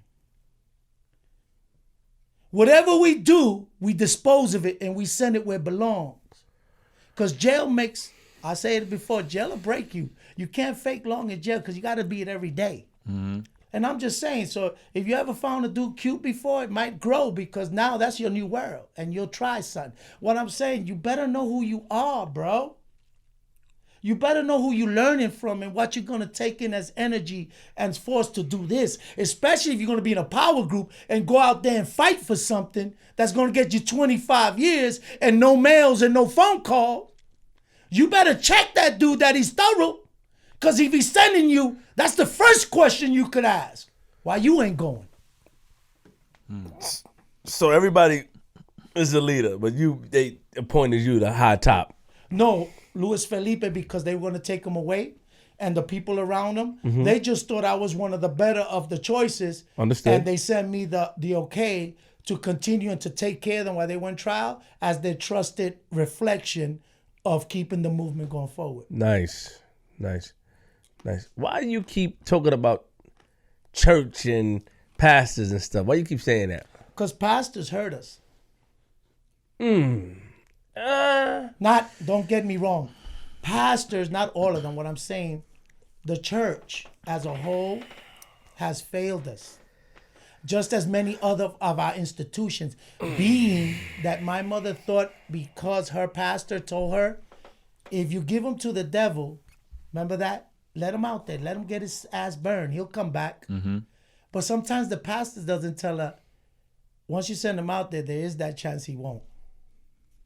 Wait, so I held that grudge, you see, me as an activist, to always remind the church and his pastors to the sheep that they got in there, they got sinning children that are out in these ghettos doing bad mistakes. And let's not say leave them out there or burn. Let's get back to revolution of tents out, the corner, the speakers, the screaming about Jesus. I don't mind who's your follower, but I don't think the church, the mosques, the community centers have failed our church. But I take personal, like the school teacher told us, get it? Because the Christian church did what it did to me. I hit them hard. All right, hold on. Give me a second. Okay. You gonna pray for me? It's the first time I did this. You gonna pray for me? Let me talk to you. So, and Don't let me lay get hands on me. No, I would never touch you. Let me get a little close because you know. But we got to put our mask. Yeah, put it on. You're a great talker, but can you see how a guy like me, as a guy who interviewed somebody who didn't say your name and who was a pastor, can try to correlate what you're saying? Can you see how I'm doing it? So I'm trying to figure out where is this coming from. But I just explained it to you. You did. You're talking about overall pastors, but I'm No, that the hurt, the wall you the hurt. skipped. Okay, What I said was when the pastor told my mother. you did say that. See, you skipped it because you got caught up in your feelings. Learn what the church hurt me. I wasn't judging you. I was telling you the way I scream at them is because when that pastor threw me out in the street, I never came back. But why did you say earlier that people didn't say your names? We only had two people I up don't here. mean that we say the names. You said that earlier. I'm trying to correlate everything. You earlier, even when you were talking, you were saying that we send them to church. You're saying certain things that. Oh, you think I knew? I didn't know you were a pastor. No, you're good. He's good. You ain't good enough. Not good enough. Pretty good. That was good. That was good. My thing is that if you put everything together, and I'm not a troublemaker because No. I'd like the fans are gonna get mad at me. Flip, you're poking. The reason why I'm saying this is because when Pastor Benny and the guy was up here, they did not say anything about King Tone.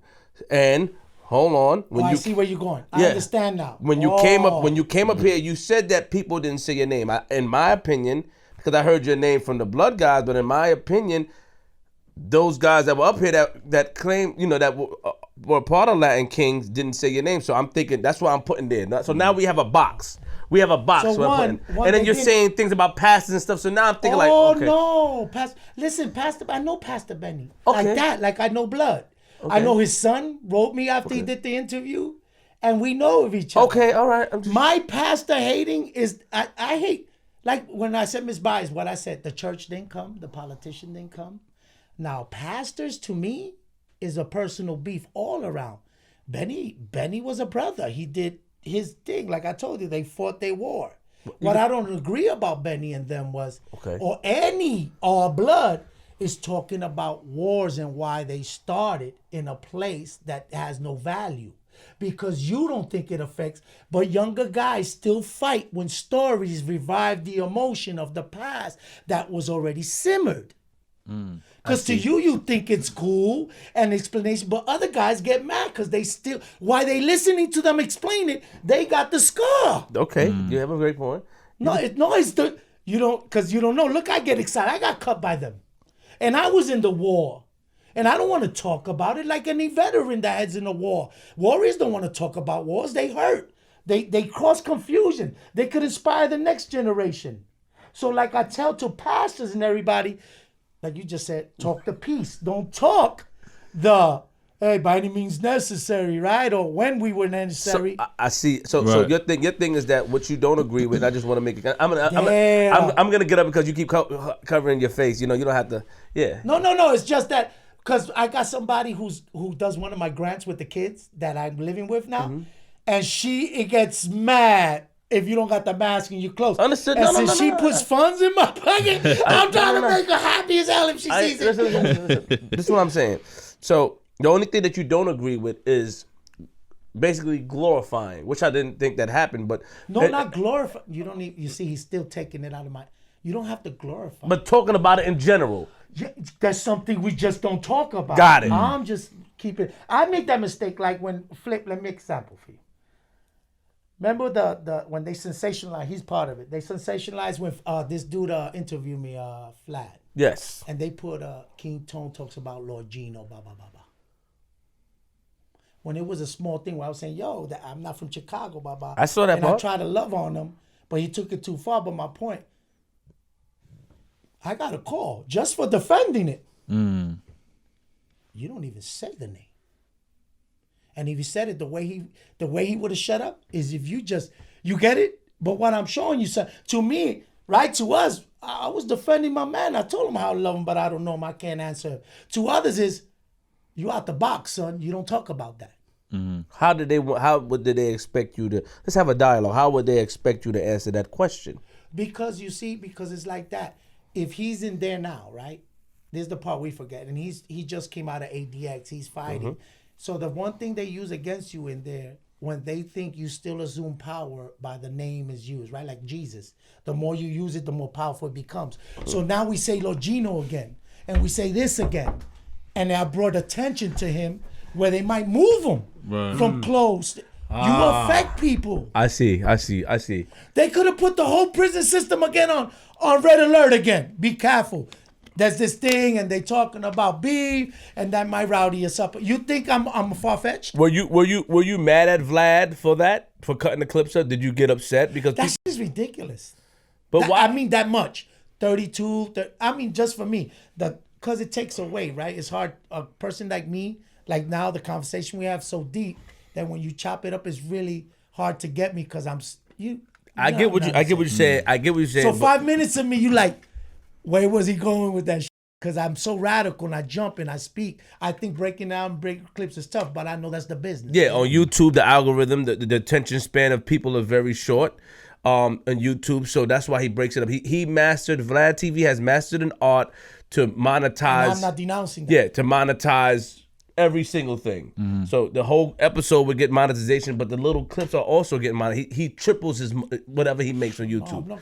But what I'm saying I don't know is how you do it, but that was if I anything. we do long clips. So I mean, if anything, and there's other things. But like I said, that I won't talk about Vlad just because I got a mic now.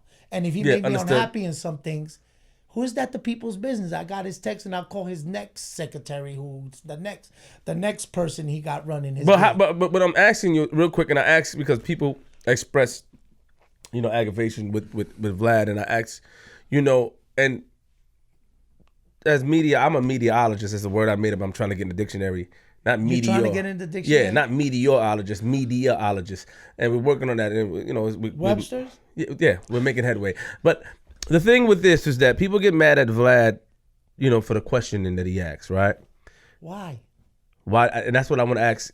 He never, when he gets you mad for the questions, then get mad and tell him what you're feeling, like I did. Good. And move on. Now, if he asks you the question, like right now, you wanted to know something about me and Pastor Benny. You kept pushing because you see my distaste for all pastors. Yes, I did. So when he was a pastor, I had this space of him too. Pastors, I don't like him. But my point as a king, he was a good brother. And he did his. And pastor, like I said, if a Muslim makes you a stronger king or being you get what I mean? Find your path like me. I'm a king, but I don't practice because it could get me in trouble now. You don't get it? I get what you're saying. So dudes will get mad at me like, you talking all that relevant but not involved. You're not the one in the street busting your gun. That's my point. Everything we say because of who we are creates a reflection. The worst one is to talk about wars that we already fought. But you are aware that it's a part of your story. You know what I'm saying? No, most definitely. Yeah, so it's like, but I don't get mad. They ask it. Yeah. I check them, and if they can continue, I say, look, you're not going to win that one. Right. Can I ask you a question, G? Do you think that, and pardon me, let me ask because it's my man. No, G talks. I know he does. Yeah. We interviewing you, but let me ask you a question, G. He said something earlier, right? Do you think that he may have been aggravated because he said that people weren't showing King Blood any love? Do you think that he feels that some people may not show King Blood any love, in your personal opinion? King Tone. King Tone. I'll help you. No, King Blood is the guy. Just confused. Yeah, that's the other guy. We King don't Blood all look alike. No, isn't King Blood isn't King Blood the one that's locked up? Yeah, but I thought you were trying to make the point. No, you said earlier that he's locked up for a long time and nobody's. They don't say no. And also, they're not talking about him. They didn't say my name. Yes. Which other people could say, oh, you're just mad because they didn't talk about you. You get it? I know all that in there. That it stirs those emotions in the audience, right? Because it's. But how can they show King Blood where he's at? He has nothing, right? So what would you expect? What can people do for him? I send them $50 every month. Oh wow! So you can send him money still. You can send him money. But why send him money if he can't respond? He can't give you Brooklyn no more. He can't give you what he used to give you. He can only take now. So it's easy to love somebody in a photo as a martyr than to pay his bill, get him through college, feed him, and love him every day on Facebook. Give $1 every day for him. Because he still draws, he still gets up, and even if it's more than he needs, Just make sure he's never without, because he got nothing else. And what tells him that he still love? That little grow up check. It comes in the mail. Nobody can touch him, but they gotta tell him that motherfucker $5. No more. 418 is in there. He knows I've been giving him the same amount his whole life. King Tone is home. You get the little bit I got. I ain't got much. But you don't got to write back. I loved you and I didn't know you. You're on my arm and I don't know you. My point is, that's why I'm mad. It takes more than words. And Facebook makes you easy to give a happy birthday card and a like. And you don't go get your son no more for a $5 Tonka truck. Because you send this baby mama a like on there with a fake video how you a great dad. So they stopped all that stuff for him because they felt that they said that he was controlling the Latin Kings while incarcerated, yes? And they, Something like the president does from the White House? Yeah, something like that. And what year did they stop it from him? Like they stopped No, it? he went in 97, he got sentenced to 98. 97 he went, and then the end of 98, 99 they took me. But from 95 all the way to 97 he fought the feds. But he was already, as you know, since 86 in the feds. Yes, blah, blah. yes. So he's been locked down for a long time. He's been through this. So the point you're saying, what they can do for him, that I'm not mad. Oscar Lopez is home now. Lolita Rabron got out. And they at one time would thought they would never let him out. They killed cops. They blew up priests. And they say they shot up the Capitol. Blood needs us soldiers to get together, get signatures, stop fighting each other about sets. Pistol Pete, Jeff Ford, Hoover, all of them are in there waiting for us to wake up. To send them a little money, to send them the hope that we got our focus back and we have to free them. We're not saying bring them home, put them on a yard with human beings. Pastors, stop saying this is humane. Look, you've been locked down 30 days. Listen, I've been by myself 3 years by myself, right? Everybody loves to pray to Jesus too. You got to pray to him every day. When that slot don't open, when nobody get calls, when you play chess with Jesus, he calls you, he talks to you, you fought with him, you argue with him, then you know. Okay? When the thing you imagine that you can't see, touch, or taste, and you believe in, to the day you're ready to lock yourself in the closet for 50 days and not be interrupted, days and night, then tell me. Because I did it for 3 years. And he came every time I called him. And sometimes he looked different. Sometimes he played a different game. Sometimes he peed on me. Sometimes he strengthened me. Sometimes he whooped me. Sometimes he instructed me. But I came out of there a better man for having that. For him coming there. My Jesus might be brown with a beret, with a black flag. He might have a darker skin than you, what I'm saying. But that power of me believing in something greater than myself, than King Tone, brought me back to the reality that my values were twisted. Even though I had a good message, I was saying what he's saying. I was giving a double message. And I had to go in there. And the Lord put me in the desert again to perfect my craft. Amen. So those 3 years, God took me, put me in the desert. And I ate it. I took it. He do pisses on me. And I get it. I get what's up with me and him. I'm a good guy that hit back. You get my point? So I take that. But what I'm saying, I don't enjoy hitting back. But sometimes you gotta hit the bully. You gotta punch the bully in the mouth. That's all I'm saying. So one day we were the bully, so the Bloods punched us in the mouth. One day the Egyptian was the bully, so the Jew punched him in the mouth. One day that's always a bully. Right. That inspires us to be humans and fight oppression. This all this suffering that we think is, it just happened because we're in this game. No, this is a historical battle of living. And if what I'm trying to get deep into is, I'm spiritual, bro. If you notice, I love God, man. And I just wish that our spiritual people stop selling themselves out to please, right? To get the power they get from pleasing someone else, and to really kneel down and come to the streets and save these power groups and these kids that are just dying, man. Draconian sentences and the Bloods and them. Let's at least speak for them, right? Why don't they get visited? Why can't he write again? Okay, he abused it. 30 years later, give him a chance to write a letter. To who? Nobody's around, right? Yeah. You don't get it? So I get it. So yeah, I'm mad when guys come here and waste their time But you really got to throw his name out there, right? To revive the new generation that there is a brand, there is an old, there's sacrifices, bad or good, but they're still paying for it. And we got to remember that and try to tell the story to bring them home, not to dig them deeper in the hole that put them there, us bragging about us killing, the trap music. Now the feds, we used to, they used to have to give us and get rats to tell. Now the corporate America trained us how to do trap music. Now we tell you where the spot is, where we killed them, how we killed them. Trap. I'm trapping. I'm with a rat. I'm trapping. Your girl's with me. You put the picture up. This is dope. Here's the money. And here's the guns. And I killed 9 of you. And then they get Hold on, I gotta stop you real quick. I'm just mad. Trap music, see, I don't like trap music. No. I gotta say this and then I'm gonna move forward. So so then we could go, because I'm getting close to we can wrap fainting. I think I got, you gave me the bug, dude. Yeah. Let me say this. Oh, let me put my mask on there. Those dudes that were on here, I don't feel like those dudes glorified anything. No, they did. Those 2 dudes. I didn't see it, so I can't say that. Yeah, I'm just letting you know. I mean, and I give you, and look what I'm doing. Respect, and I believe they did. that. I can't go on without just saying that. No, of course. I mean, it's like watching a movie. I feel like you can't just show the ending of the movie and all of the good parts. You gotta show the growth and everything too. Both of them dudes are calm dudes, very soft spoken dudes. Very nice dudes. Listen, that you see, you miscorrecting what I'm saying. No. No, but you get it. Just trying, okay. Because I agree with you. People don't get it. I'm talking to the subject of anybody. On if it doesn't apply, let it fly. But them 2 dudes. But I want to correct it so they hear it out of my mouth. Yes, that's what I'm doing. That's what I'm doing. Got you. Benny's a good dude. Yeah, that dude fought solid. many wars, and he done his thing. Some might agree what level and what he is, but like I said, that's not my business. Yes, of course. What I'm shooting is the same thing that chased him out to become a pastor, then come back and realize you can't leave it. I was still a king while a pastor. And that's what I think you got on the bench, right? Like he found me. Even though when I wanted to stop being King Tone, they called me King Tone.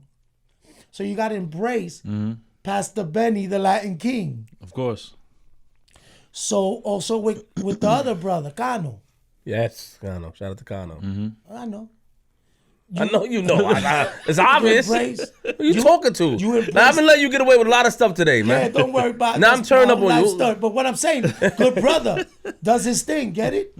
We all got our foes and enemies when you live a long life in the gang thing. Yes. You disagree and evolve. The pretty thing is they're here to tell their story, and so am I. Right. Amen. Because why? We lived in the civil era where we went from blood to understanding the tone. That the word didn't have to be, because we started in jail, act like we were still in jail when we were free. Well, actually, that's a good analogy. From blood to understanding the tone. That's why he gave me the name. Yeah. I could tell. You're very. That's called a double entendre. That's deep. Yeah.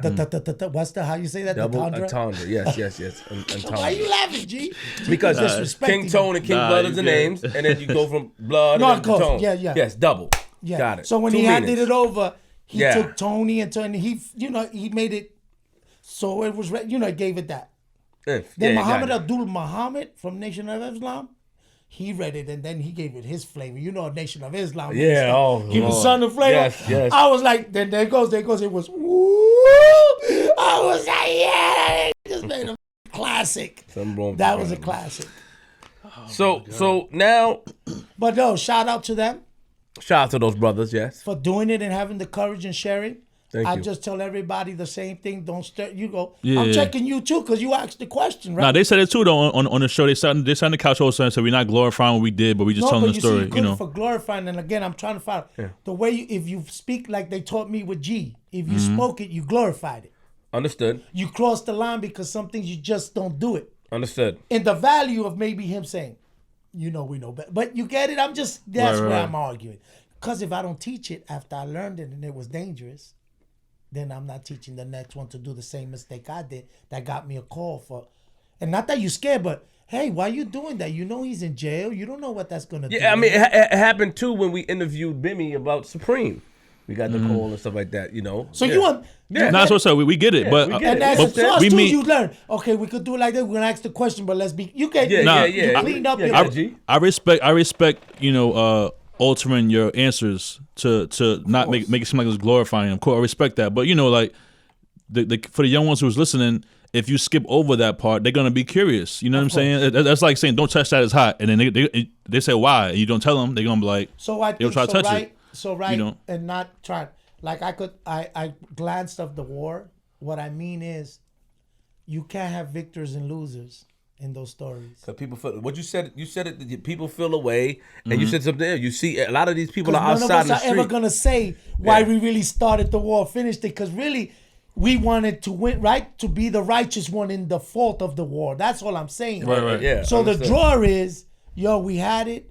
A lot of good soldiers on both sides paid the price. Right. Mm-hmm. But today, I respect that. that's why I'm respect just that, going yeah. more No, I to respect to that. try That's- to get who's the right dude. That's And fine. why you did it, because I know people that are in the dorm that it started over the stupidity it started are still alive. No, I respect that. And then there was a time where we was doing our shows where we had to do disclaimers. When our show first started, it was like, hey, listen, you sit on the couch, be mindful of what you're saying here, because our last guest said too much, and then we had to, so There you go. That's respect, right? Yeah, so Don't I get do it. me like that. Don't get mad after. I right? get it, yeah. So we told our guests a couple times, like, hey, listen, if you're going to sit on the couch and speak, the cameras are on, the mics are on. It's up to you to answer what you want to, Vlad got mad at you. Who? He said, "Don't do me like Vlad got mad." He got mad at you. No, not like mad. Though I'm saying people get mad at. One thing about this life is when you speak, you know it. Use. I don't care how cool you are. People are hating on you right now because you speak, right? It's okay. So I've decided to speak for the nation. You get it? Understood. And I'm gonna make people mad, and I'm gonna correct people openly, and they're gonna correct me. And all I'm saying is, I'm glad for it, but this brings heat. Some of us have gifts though to still get the answers we want. Just rephrase You it. did it today, and I want to commend you. I'm gonna take a violet for you. Think about it. Yeah, I know. I gotta buy some Valium when we leave here today. You know what I like You know about what? you? They taste like You know what? Okay. You know what I like about you though? Like, because remember he gave us the warning. Then when I said something else, he said he gave me that look like, Yeah, like, yeah, hey. and he came back. I like that. As I told you, the ping pong. So I'm fine with it. No, You know what I I mean? enjoy it. And we did what, like I said, the whole thing with the Bimmy situation. You know, Supreme, and we had to take something down. And it's like, he's in there fighting. We don't look at it like that as interviewers. You know what I mean? Oh no, Yeah. that's not your fault. That's Yeah. why we have to control that information. Right, yeah. Yes. That's And all what I'm G saying was as a man. Yeah. G wrote a whole speech for these guys. I typed something up, and every And I- episode and I I read could it. see, I'm you like, know. come on, man, because if you sit in here, we all grown. You know what you're saying. You know whether you're sober or not So- sober. You sit in the couch. You know the cameras are on. We ready to go. The lights is I on. don't we had to know take if whole that is- videos down. Yo, one dude, I don't know if it was here. It might have been that. So some dude said, "Yo, there's a blood on the video saying that he knew you and he took somebody's bees and he gave them back to you because he respected you." And so you see a good message, right? But you know what that question was about, right? That dude took a blood's beads off. They're gonna find that part of it. Yeah. Gave it. You took them and you didn't cut them. I see what you're saying. Yeah. I got it. That call ain't too good. He wants. If that's a true story, use a sucker, son. I see what you're saying. So what do I tell him about the story? Now you put me on. I know he even said it. Yeah. And I'm like, where? What year? Because I don't want to denounce the brother either, because then they're going to post it. Don't say you a cat. Now here's his brother. He caught a beef because he says something I don't even know the dude from my hands in the hole. Yeah. But I don't want him to get that beef either. Because it. I know what my brother's going to do next. He's going to denounce him on the page. And know who's going to fight, me or them. Tough spot to be in. Very tough. That's all I'm saying. So I hold my asshole tight. Hey, Because these- Paul, Yo, what the yeah, no, hell? because these streets don't play. That's why I'm saying, if you're gonna sit on this couch and open your mouth, hold it tight.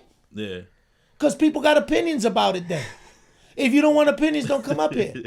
What was the vision for the Latin King when you came? Okay, so what year did you come home?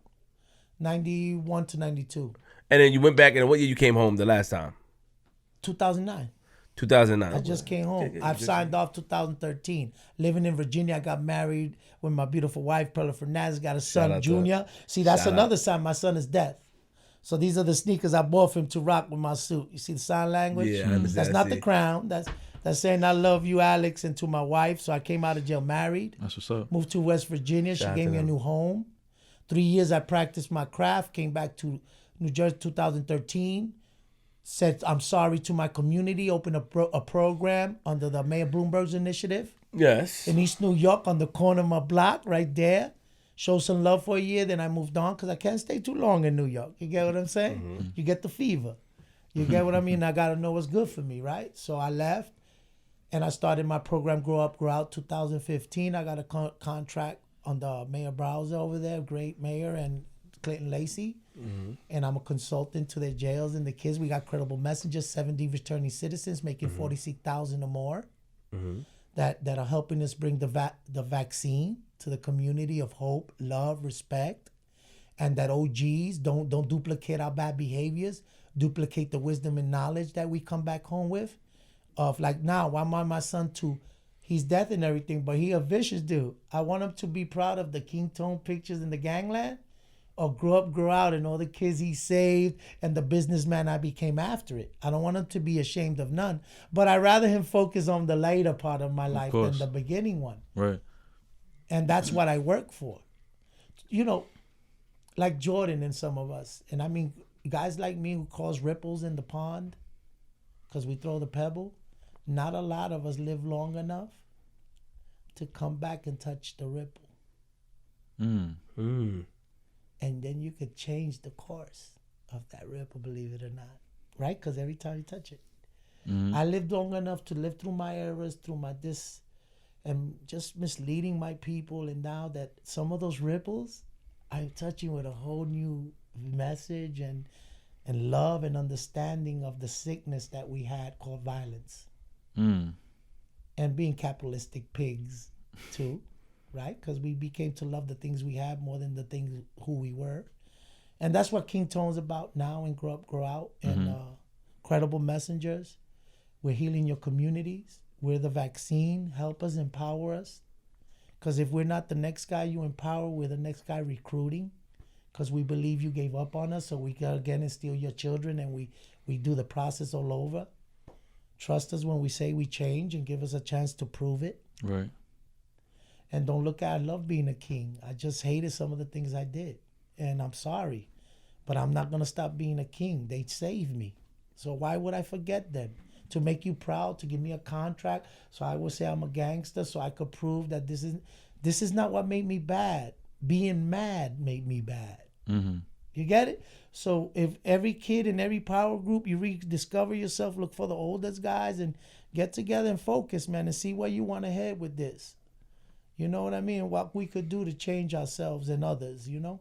So, you know, I'm glad, but y'all really enjoyed y'all, man. And But wait, wait. Well, he got to end it. I can't win a thing. Nah. Hold on. What did you... Down goes Frazier. Down goes Frazier. Not me. I'm up. Real quick, what was the vision you saw for the king? That's all I want to know. What was the vision you saw for the king? Yeah, what is the vision? Because I heard you saw a vision for them. You wanted to change the perspective of being a gang in prison. So, right, what I mean is, like every gang, what I figured out, we have fear, or let's say extortion and murder. That was our prime to fame, to strength, to money. So what I seen, how about if we made murder McDonald's, owners of McDonald's? If we made extortion going to Wall Street and investing. You get it? If I teach the gang to revert its power. In Ecuador, I've been working 10 years. Let me make it short. Ecuador, right now, one of the safest places in America. But the thing is, President Carrera invested with me 10 years. We opened a program, 18-month program. We first did the leaders. Today, all I'm saying, we started with 12 groups. We got only 2. The Latin Kings are now a corporation legalized by the president of that country. They are one of the biggest voting blocks in Ecuador. They got legal businesses. 23% of them still choose crime. When they do a crime, the good guys go, hey, we denounce that behavior, but we're going to still love them. But we're here to change this organization because we found power in unity without guns. And Ecuador has been doing it. It's a study, look it up. So my point is, and they're socialists, and they're no good, but they're doing it. Now look at El Salvador, the opposite, where America is involved with their policy. It's the worst situation with a gang in the history of the world in a country because American politics. So I'm just showing you The gang could help become a cure to this because we got the unity with the wisdom of the elders. We could redirect ourselves to the proper place we belong in this table. We belong at the table. And we got to ask, we are who we are. We are here. So let's demand the power we deserve to save our future, which is our children.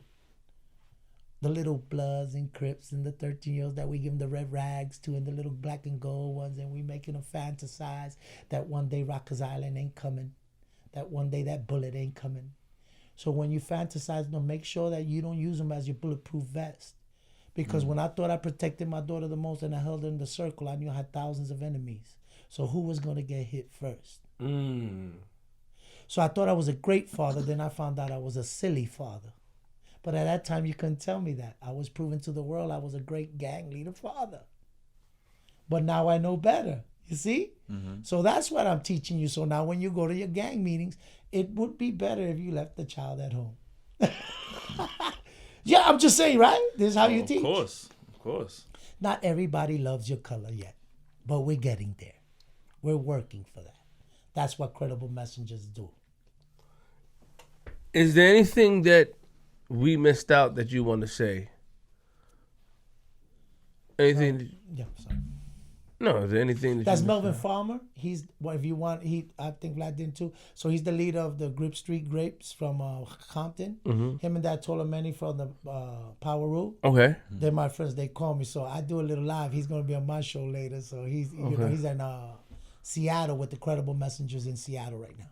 Shout He's out to calling him. me crazy. So that's why I looked at him. Shout out. All right. How did you get into the hotel room? Because I didn't put your name down. It's been bothering me all day. How did you get into the hotel room that I booked for you? I didn't call them. I didn't put your name down on there, and they said your name. What did you say to them? What magic did you use? I don't like it. I have a deal with that hotel, actually.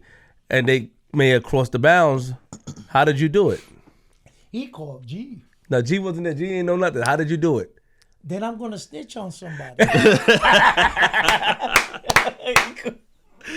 cool, man. He cool. That's good. I respect that. Yeah, you just he is. Whoever you are, you my man. You make the ketone magic happen. He said, "Yeah, his name is on there." I said, "His name is on there." I said, "Okay, cool." I called my Basco. I said, "Basco, I don't know what the hell's going on, man." But they said his name was. I don't know how they did it. Another one for that white Jesus. Is there anything that you left out that you want to just mention? Because we don't want to, we're doing a lot today. What I leave out, man, is that let's be loud, let's be proud, but let's be powerful. Let's not give a fake image. Let's be attentive. Just because they gave us $1,400 doesn't mean they saved us. Wear your mask. It don't matter if it's 5 Gs. People are sick. We'll talk about conspiracies later. Let's heal our sick. So then we could decapitate the guy who did it. But while we worried about the conspiracy before the sickness, we are letting people die. Be smart, black man, Latino man. And when you gang bang, wear your mask. Don't wear them for hits. Wear them to stay safe and stay alive. Follow the messages. Follow the signs. You are loved. We are here for you. You already know. Credible messengers healing the community. Save space for power groups and free the homeland, Puerto Rico. I love you, Perla. I love you, Junior, and I'll be home soon. Amor de Rey. Salute. You give everybody your social media. Yes. The real, this is my gram. Check it out. Learn this. The real _ Antonio _Fernandez. Bang, bang.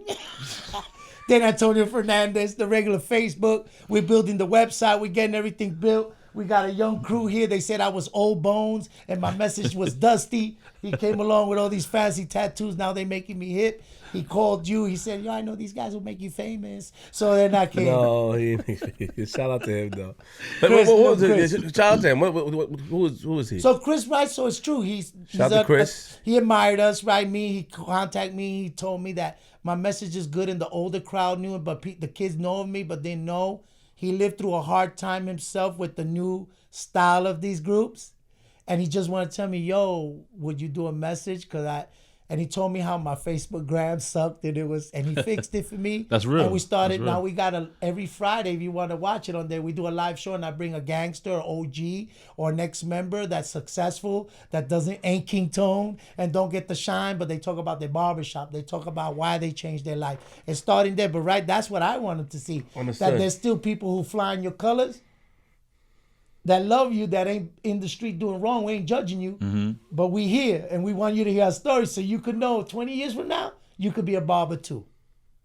Shout out to Chris for making it happen, man. Round of applause. We got a. There you go, yeah. Salute. What's your Instagram, Chris? Joshua_October, man.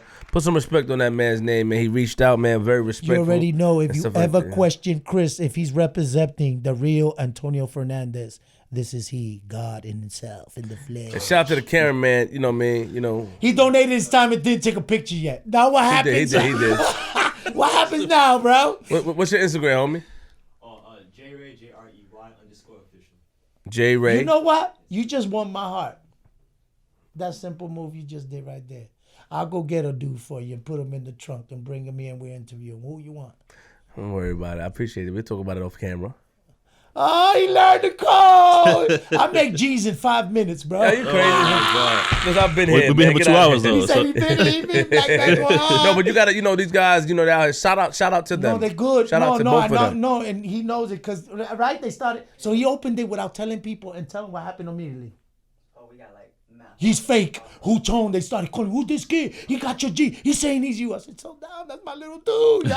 It's my dude. He's making me shine to the youngsters. He's making me hip. That's what's up. No, for real, right? You got to He is, find yes, you. yes. And I love him for He that. made a good call. Salute to him. Shout out to him, man. No, and I enjoyed Salute. you for real. You You're going to make me people like watch that. more of your shows now. Oh, thank you. Oh, Thank you. oh, you Not gotta- that I didn't dissing them, it's I don't do it. Nah, But we now understand. Yeah, I'm yeah. gonna go You're try to gonna be a little, I mean, they're gonna say I took it a little easy on you. We just came back. I took it easy on you.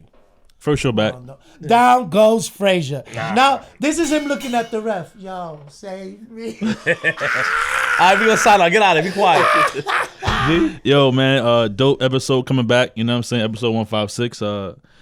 I did not. This is a curveball for me. This was a curveball. I did not expect it to Not be me like this. either. This got Is that energy. supposed to be meaner or something like No, that? that's good. positive, Curveball positive, meaning positive. like King Tone, like Okay. I just you came with great energy. Is what I want to say. You All came right. with great energy. We had a lot of laughs, a lot of fun times. It was good stories. So it was just a little different than I expected, but it was great. All right, thank Great you. interview. I had a great time. Happy to be back on the show, man. Happy to be here. You know what I'm saying? I feel good to sit back in my chair again. For the first time in like 3 months.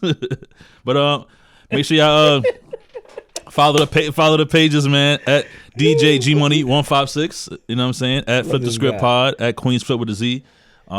Today is actually Freestyle Friday, so I'm about to go do my live also. Yes, And do my yes. Freestyle Friday live. So if Oh, if you do that? Yeah. I gotta check you out. Yeah, definitely. We'll get in touch and all that. So if you haven't done so already, man, go to YouTube and subscribe. YouTube.com/DJGmoney. Every Friday, I give artists opportunity to freestyle over the beats that I produce or some of my friends produce, and I put it up during the week. So like Tuesday and Wednesday, I put the beat up, and then Friday I repost all the videos on my page, just show all the artists love and all that. And then I go live and just do like little quick interviews, and That's hot. you know what I'm saying. So artists, tune in, check it out. That's hot. It's Queens Flip, man. URLTV.tv. Listen, man, we got a deal on caffeine. You know what I'm saying? Just because you don't see G Money, anything that I get a deal in, my man get a deal in. Facts. I don't eat unless my man eat. Remember that, man. And a lot of times it's a lot of things going on, but we're moving in a new direction. We're back. Flip the Script is back, and I enjoyed this interview, man. Shout out to Yes. everybody in the Yes. building. Dope. And I want to tell you, man, lock your doors, close your windows, close your blinds, open your blinds, and if you see King Tone on your lawn, Ooh, you might not want to say hello. don't be afraid to use a firearm. I'm from Queens.